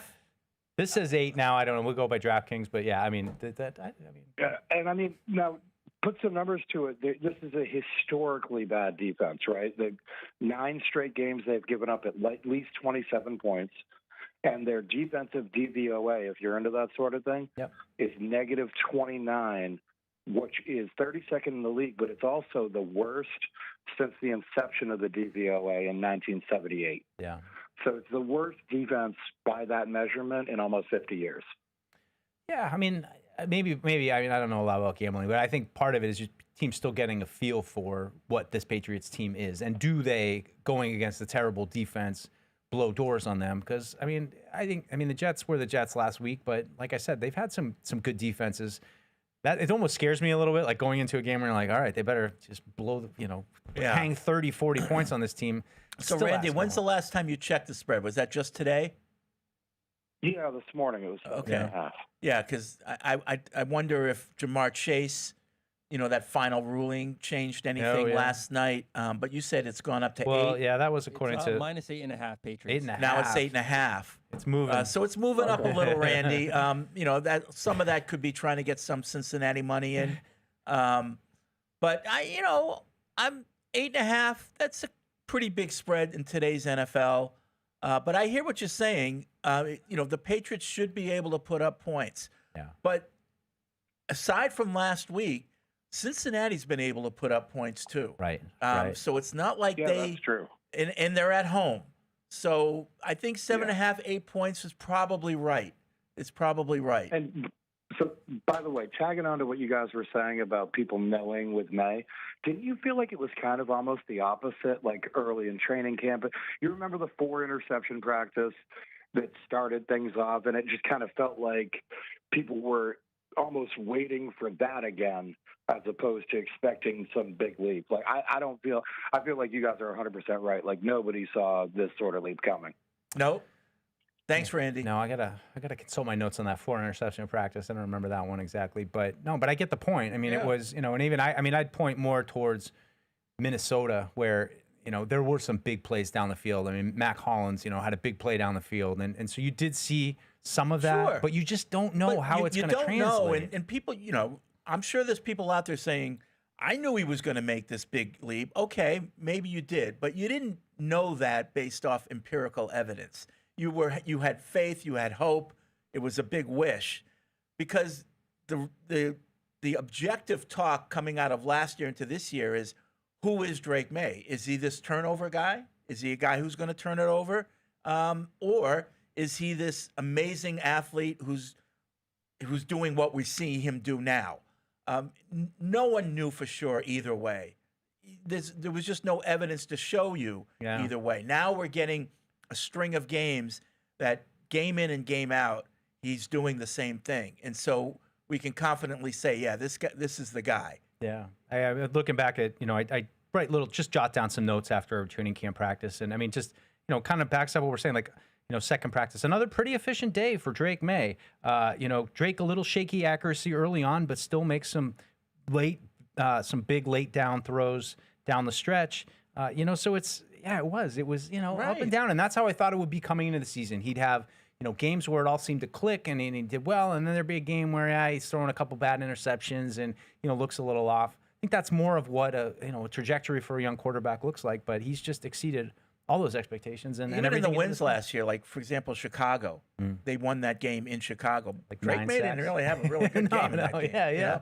No, you didn't see anything like this. And I guess I would just point to the Buffalo game. I think that was where it was like, oh boy, he's going to do this in front of a national audience against a division rival on the road, which, right now, talk about like toughest, important game to play every season, at Buffalo, at Miami, division games on the road. Down the stretch, getting him in field goal range. You win both those games within, and I know what the Dolphins have turned out to be, but look, they never lost to Tua. We know what the House of Horror of Miami has been.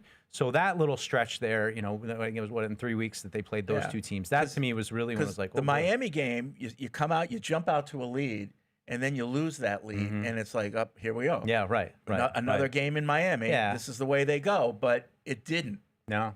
They reversed it. The team and Drake May reverse that, and you said, okay. And that drive against Buffalo at the end, where my big question coming in is Drake clutch. I mean, that was clutch. I mean, shaking a guy off, making throws down the field, setting up the game-winning field goal. It's that's the stuff. I still haven't gotten to a point yet, though. I was thinking about it, Fred, of like, when you got to that point, it's certain. I don't know when it happened for you with Brady, where you're just like, no, he's awesome. He's going to be awesome every week. I haven't quite gotten there with Drake yet. And I mean, I don't mean that as disrespectful. It's just, it's all so new to me.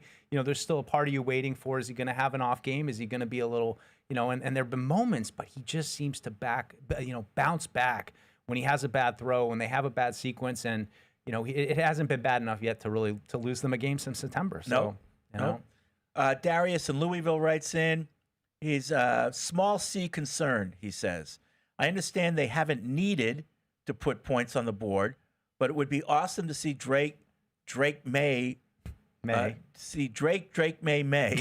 right. Put up some big numbers. It would also benefit him for the MVP candidacy. I don't care about that. When you have Josh Allen putting up 6 touchdowns and other stuff, it just looks better for MVP. While we are letting up because we can, the Bills are putting their foot on the opponent's necks, just my opinion. Yeah, I mean, I would say the Bills, needed that. They were in a game before Josh Allen pulled away.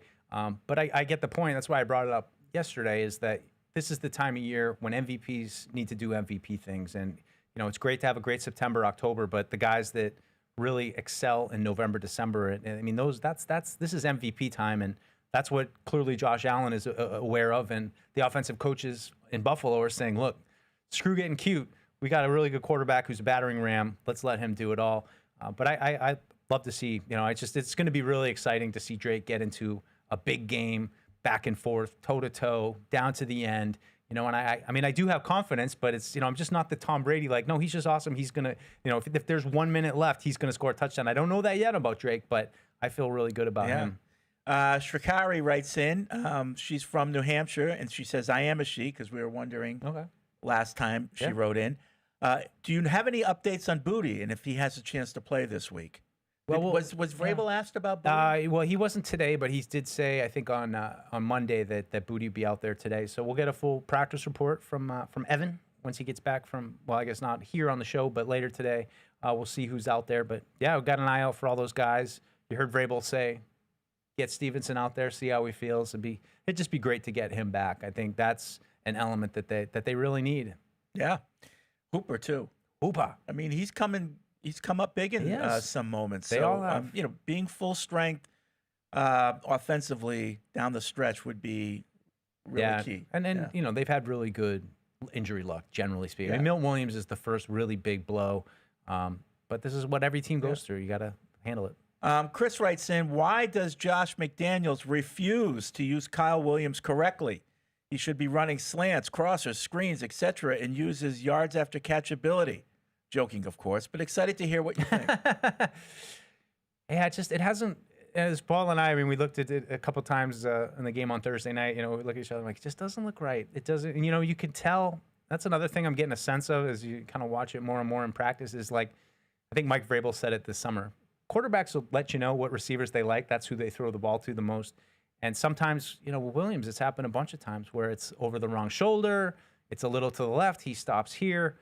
They just haven't seemed to get that chemistry yet. I wonder if it's just because Kyle Williams is down the depth chart a little bit. He hasn't been getting a lot of reps with Drake. We didn't see a ton of him this summer.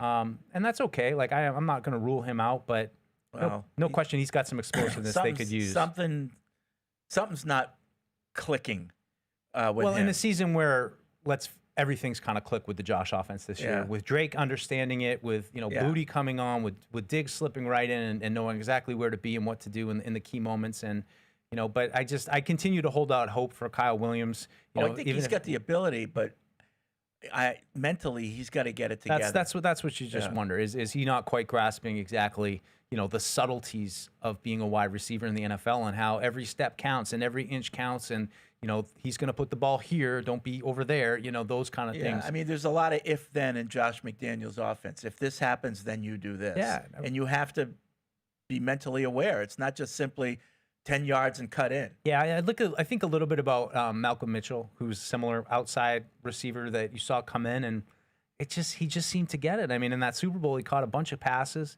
You could tell Brady had the trust for him. He was in the right spot. So, he's one that it clicked for, but I mean, it was kind of late for him too. So I haven't ruled it out yet. They need that. They need that element of him, and he's also just got a fantastic personality. I still, my jaw's still in the ground when I saw him catch that ball and just hammer down. Oh my God! Bye-bye. 0 to 60. Yeah.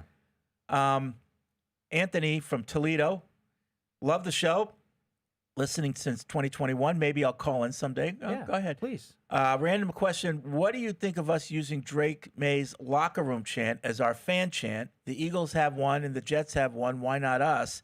The chant is Pats on me, Pats on three, 1, 2, 3, Pats. Pats on me? I haven't heard that yet. That's what he says. Pats on me, Pats on 3, 1, 2, 3. I mean, that's good. What about the one Diggs is doing? We all we got, we all we need. Yeah. It seems like they've kind of rallied around that. I like that one too. because it's a question and answer, or not a question, but call and response. It's a call and response. Thank you. Right. You could do it in the whole stadium too. Yeah, the whole stadium could be doing. We all we got, and it kind of lines up with Patriots fans, thinking of themselves like it's everybody against us. They all hate us. We don't need them. So I like it. We all we got. We all we need. Yeah. I got Paul with a good one. We were shooting PU on TV, and we always do a little debate segment, and we had to talk about their lack of inactivity at the trade deadline. And I was like, say it with me, Paul. We all we got. We all we need. But no, it's a good little slogan that Diggs has come up with, and people continue to like, where did you get it? He's like, I don't know. I think maybe other teams have used it in the past, but it's ours now. Yeah, we're gonna take it. We're gonna copyright it now. Trademark. Dave in Wisconsin. With regards to the first possession defense, do you think there's a method to the madness? I'm wondering if Vrabel is almost baiting teams to take the ball first, knowing that they always let up a score on that first possession because he wants to double dip at the end of the half and beginning of the third quarter. You think that's at all possible? No, I mean, I think that's funny. That's a good joke. But Vrabel was asked about it on Monday and said, I think he had 4 third downs on that drive. Like, just get a stop. Just got to get off the field. Get off the field. Yeah. But it is hilarious. And I mean, over the last 2-3 weeks, I don't even flinch anymore. Like, I would be so frustrated, like, again, here we go. And now it happens. And I'm like, yep, there it is. Okay. They're going to be punting the next 4 or 5 times. But I mean, But as we get into games where every possession matters, they've got to be better. Yeah.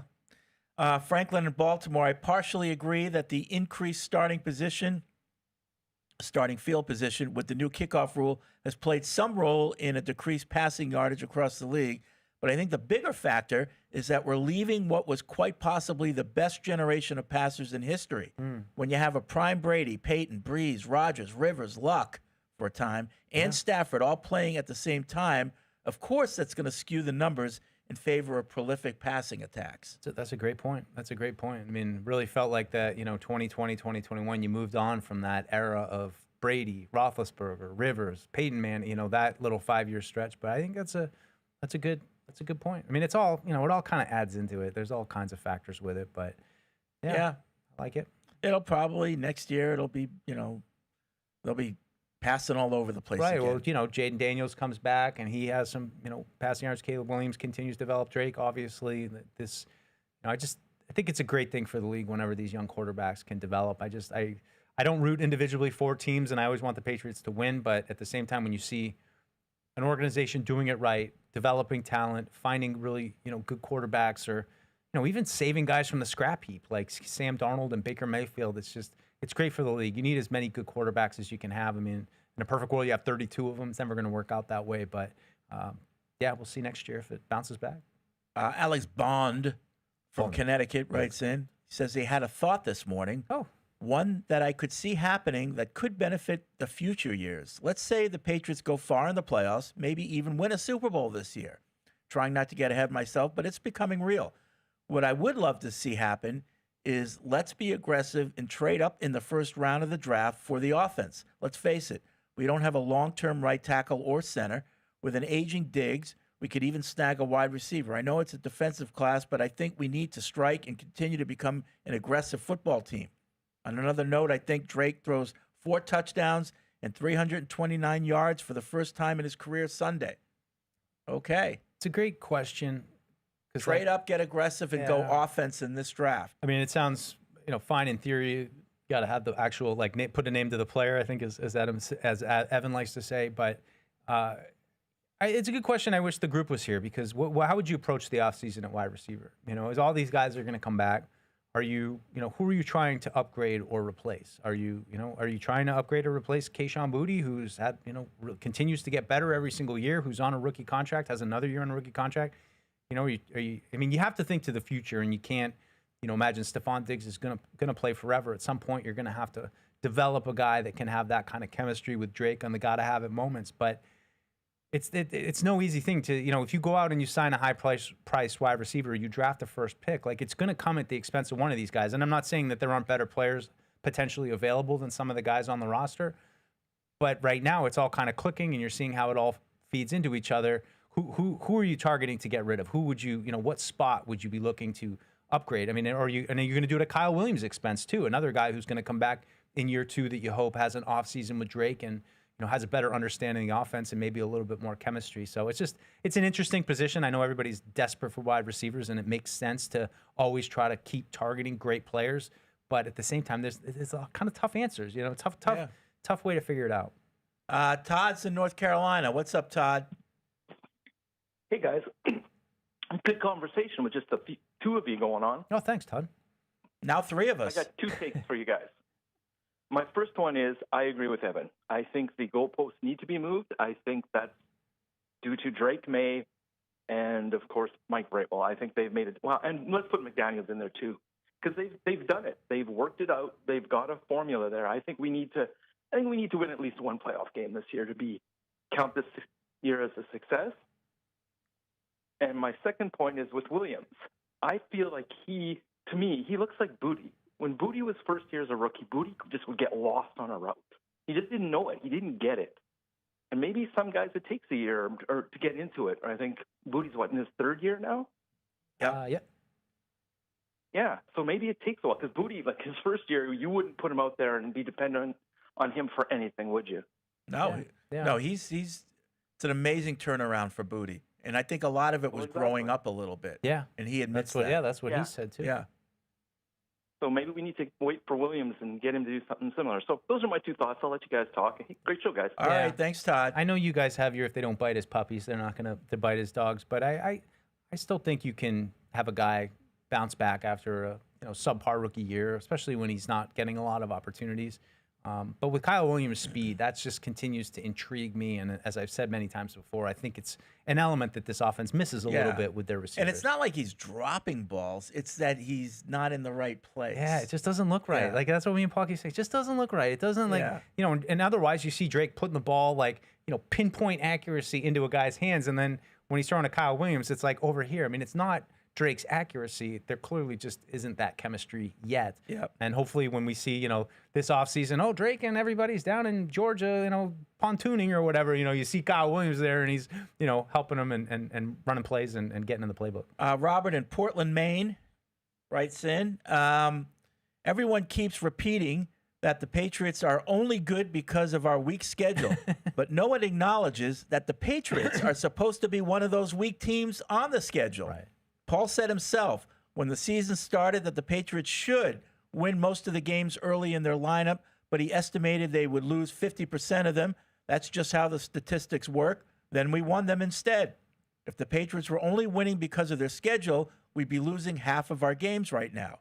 Also, I didn't hear anyone acknowledge Josh Allen saying that the Patriots were a lot better team than their record showed during his press conference after our loss in Buffalo in December last year. My question to you, how different do you think our record would have been last season if Vrabel and McDaniels were coaching? Oh, geez. That's a good question. It is a good question. I mean, a lot of threads, to unpull. But, was it Drake was it Drake rookie Drake? Yeah, and he started from the get-go? Yeah, first of all, I would assume if Vrabel was the coach in the offseason last year, he would have started Drake May. I think everybody on this right show, out of the gate. I think we all just thought that Drake should start, not Jacoby Brissett, right? I can't remember. I think I did. I don't think I did. I think I was Really? okay getting our feet wet with Jacoby a little bit. I think if I remember. Yeah, I mean, I wasn't correctly. ranting and raving, but if I had my choice, I would have started Drake May. Yeah, I mean, looking at the schedule, I mean, at San Francisco, Houston was tough last year, but you could have beat the Jaguars, the Titans. I mean, the Jets. Yeah, Bears. listen, I don't know, but they would have won more than 4 games. Yeah, Let's put it that way. I mean, Indy. I mean, there were some easy scheduled games last year. Plus you didn't play Buffalo until twice in the last 3 weeks, which is just bizarre. But yeah, I don't know. It's just tough to say. With the quarterback is the biggest situation for me. Oh boy. Hello. I feel like we should have some entrance music for Alex.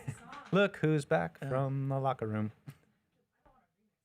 Alex is here. Hi, Alex. Hey, guys. Sorry, you need a song. We don't have What's a song up? for you. I don't know. You tell us. Where are you coming from? The locker room. Oh, and? So, where do we start? Dig Scrum, Evan Cam. Oh, yeah. Well, you know the drill. Ion Evan, Efton Chisholm, and Garrett Bradbury today. Oh, yeah. That's who he was Well, he was kinda on my working Cost with. My Cleats with Efton. He was very excited. Yeah, and I saw him talking to Efton, and I was like, is he actually going to be talking about, this community angle? Or, no, I can't say that he wasn't asking about that stuff, but I definitely only heard football. But that's all I could overhear a couple lockers down from Cleats, yeah, great. Let's talk about your And who route did you running. talk to in the locker room? I figured I would go into the dig scrum because we didn't really have anyone over there. So it was actually kind of a loaded one. Nobody farted, did they? No one farted that I know of, at least not on my side, thank God. But You interesting still haven't told one. us who it was. I don't know who it was. Oh, you don't know? It was no. You couldn't tell no from one the even brand? denied Do you it. have it narrowed down to 5 people, maybe? No. I don't even want to think about Those scrums are insane. You have people's arms coming at you from either end. I mean, can I camera guys ask kind of Was a it gross on a question? Wednesday? Do girl farts smell different than boy farts? Depends what we eat. Yeah, it depends on what you eat. Oh, If it's boy. kind of fruity, or you're like, that's probably a girl fart. Fruity? It was a little fruity, maybe. The sulfur ones, that's a man. Oh, okay. All right. Okay. Anyways, We're going off the rails. Interesting stuff out of the Diggs one. He said that he was kind of asked if Drake was a big lure for him to come here because that's what Vrabel said on the Thursday Night Football show, and he said it was kind of like a conglomerate between McDaniels, Vrabel's, Drake, and Todd Downing, who he has a relationship with going back to Minnesota. He talked about how he feels like he's studying more film than ever before with a receivers coach from, I hope I'm not misquoting him, it's hard to hear, but from like a quarterback's perspective. And then the really interesting one was talking about how Drake throws a really catchable ball and it kind of has like a basketball touch on it. And then he sneaks in that he had a broken finger a couple weeks ago. So he told Drake he really appreciates how he throws the ball. I think it was Roshi was like, wait, let's go back to that. You broke your finger a couple weeks ago? And Steph was like, yeah, don't worry about it. I'm not worried about it. So you don't have to, like, no big deal. I'm guessing it probably is still broken. It was just a couple weeks ago. It's fine now, though. Wow. Because Diggs continuing to impress me with toughness and all that stuff. Playing through injury. That's been a really great development this year, is not just Diggs, playing well, but the leadership. Yeah. Yeah. I mean, that's, you see and the influence he's had over a wide receiver room last year that was in shambles. Yeah. Him and Hollins too. I always mention both those guys. I think they're kind of a good twosome to, I mean, Hollins talks a lot about him and Chisholm have this funny relationship, but Alex saw it firsthand. I mean, the every Wednesday, Diggs ready to go. Yeah. People walk in the locker room, he's standing there ready and, saying all the right things. And, I just am so impressed with the player that he is. We saw him when he was with Buffalo and you'd see the, 4, 5, 6, 7, 8 catches he would have against you. But when you watch him week in and week out and you see the little things that he does and the little moments and the little extra yards that he gets here and there, or the gotta have it moment when it's going to probably go to Diggs, and they still go to Diggs just like Josh Allen did. He's a really remarkable player, and it's not all these guys, like superstars don't always have like the biggest size and the fastest speed. Like you wouldn't really think Stephon Diggs is all that remarkable just standing there, but the way that he tempos his routes and he kind of runs, like you can't get a bead on his speed. He's a master route runner. It's just unique, and it shows like the craft of it. It's not just run fast and get open and catch the ball. There's real thought that goes into it, and he's among the best in the league today of being able to get open and find space and make catches and keep the chains moving. I mean, he's great with May. Imagine him with Tom Brady. I mean. Right. I go back to Randy Moss. Randy Moss had a high football IQ. And that's why right away he blended well with Brady because they were just on the same page from day one. And, Diggs is much the same. He's got a high football IQ. And he's bringing the best out of, everybody around him. And, it's just like, he's such a, like I said, MVP, offensive MVP after Drake. He's been huge. Yeah, I put Will Campbell up there too. I thought about him. I mean, I thought about him and Moses just because what a disaster the offensive line was. I mean, just for the reason alone that the last 2 years ago, all we talked about was the offensive line is such a disaster. Like you can't do anything, and maybe to that point when you talk about last year when they said, if Vrabel was is this still the same offensive line from last year? Because fair enough, maybe it wouldn't look as different. I mean, I think Josh is pretty smart and experienced and would maybe know how to work around that, and maybe with better coaching, they could have gotten better play out of. Well, that's a good one because but if the coaching staff was all the same as last year minus Vrabel, it may not be that much better because it was a hodgepodge of coaches that Mayo had no history with. He didn't know who they were. They were just trying to cobble it together, and it just didn't work. And yes, we can talk about May and Vrabel a lot, but these assistant coaches are another big reason why we're seeing the turnaround we're seeing. And the line's just been so consistent. I mean, last year, how many different variations did they roll out? What group went out there more than 3 times altogether? Yeah, it was ridiculous. No, and I mean, and it was nice to hear Vrabel credit the trio of assistant coaches that are on the offensive line with Robert Kugler and Jason Hoteling, Haas, they call him, and Doug Marrone, who it's still I keep reminding myself, no, he was a head coach in the league. Yeah. You forget that your offensive line coach, coached both in Buffalo and in Jacksonville, and was in an AFC championship here in Jacksonville. I mean, they just got a lot of experience on the coaching staff. Alex, were you at Vrabel? I was. Do you know why the line of questioning to start off was all about his relationship with players and culture and all that stuff?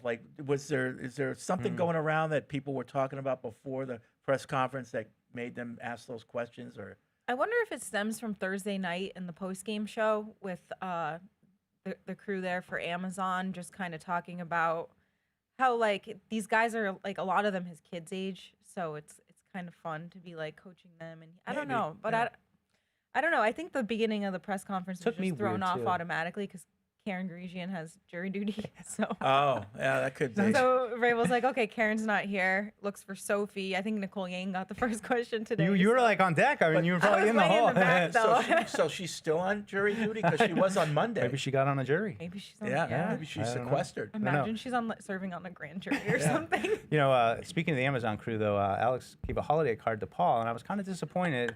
I did not receive a holiday card. Oh, it was amazing. When I printed it out as a joke, you were at your desk grinding. Really? I have one for you too, but you were grinding away, and I didn't want to disturb you. Paul was not at his desk, so I was like, "This will be funny." You got to describe it. Holiday cards. We had not even at Thanksgiving. Well, was it a holiday card? I'm sure what he wrote. So describe it. You got to talk about what it does. We've just been having a joke, like I think going back to early last week about like Chris Thompson, how excited we all were to see her because some of us for some reasons and other was right next to us. Me, for I think more legitimate reasons. Right, absolutely. But I had a great moment with Carissa. We talked for a long time after Thursday Night Football. She followed me back on Instagram, no big deal. Sent me a nice message. But I took the photo that we took together, and just to be funny, I like went on Canva and made myself like a Christmas card template, and I just said like "Merry Christmas" from Alex and her close personal friend Carissa, and put it on Paul's desk. Got a good laugh. I peeked in there today because he wasn't in there to see if he did anything with it. It's probably in the trash. It was nowhere to be found. We had a lot of fun with it. It's like she was getting, dressed in like a little corner of where, kind of outside of where we sit, and like to get to Paul's office, I kind of have to walk out, and so I kept making the joke of like, Paul, did you get that thing? And I'd walk out, and did you see the, and then I'd walk back, but that was cool. It was fun. We had a good time. One quick thing from the locker room. I'm surprised they don't have their own makeup thing when they come. Yeah. They have to use that. Well, they took set up shop. They did. It's like a little pop-up situation. They had like two directors, high-top Really? directors chairs. They had lighting. Oh, wow. And then 1 to 2 makeup girls. Yeah, you should have hopped in there and been like, hey, do me up. Get some free makeup. I know, right? Now, makeup artists don't like that. Yeah. Like if you like are in a wedding and you say you don't want your makeup done, and then at the last minute you try to slide in there, they're like, no, you didn't pay. Is it hard though as a girl when you get your makeup done because you probably have like your regime that you like, and then they're gonna be like, oh, I'm giving you like eyeshadow or I don't know what. Totally, get you all like glammed up, but you're more of like a neutral girl. Make you look like Zippy I did that. the clown. I was I was a man of honor in a wedding with I was man of honor in my friend Ashley's wedding, and they had girls do makeup for all the bridesmaids, and they're like, you want to get your hair done? I'm like, all right. I swear to God, they made me look like I was on the Jersey Shore. Like they gave me this like weird haircut, and now like all the pictures of the wedding, I'm like, what is like Ronnie doing in there? Like reading reading my speech. Just a and, gray I'm like, this reflection. does not look right on me at all. It was totally different. But quickly though, Ramondre kind of was looking like he was gearing up to go out to practice for sure, based on his outfit. Any Hooper? I didn't see Hooper at all, hoops? Yeah. but I wasn't in there the whole time. I saw Christian Ellis taping up hands. I feel like that's good. Maybe not taping yourself up if you're not going to go out and participate. It'd be good to get him back. Yeah. I forgot about him. Yeah. Need some depth. He can scoot. I mean, I think it's good against Chase Brown, who Evan mentioned, and the Patriots have kind of struggled against those kind of guys. I mean, I think if I was desperate in a fantasy situation, I might like slip Chase Brown in there just as a wild card because I mean, if I was Joe Flacco, I would say we're targeting you short, try to keep the chains moving when we push the other guys down the field. Yep. All right. Well, listen, it's been fun, but it's time to go. But we'll be back tomorrow at noon. It'll be Thursday, so we'll have the full crew for a little bit. Picks. We have the picks tomorrow, so we'll have to hurry. And we'll be getting that much closer to the Cincinnati Bengals. Let's go. All right. Thanks for listening. Hey, this is Alex. Thanks for tuning into the show. If you really want to help us, make sure you like us on Apple Podcasts, Spotify, or wherever you get your podcasts. Also, make sure you follow us on the New England Patriots YouTube channel to see this show and everything else we do here at the Patriots. Thanks a lot.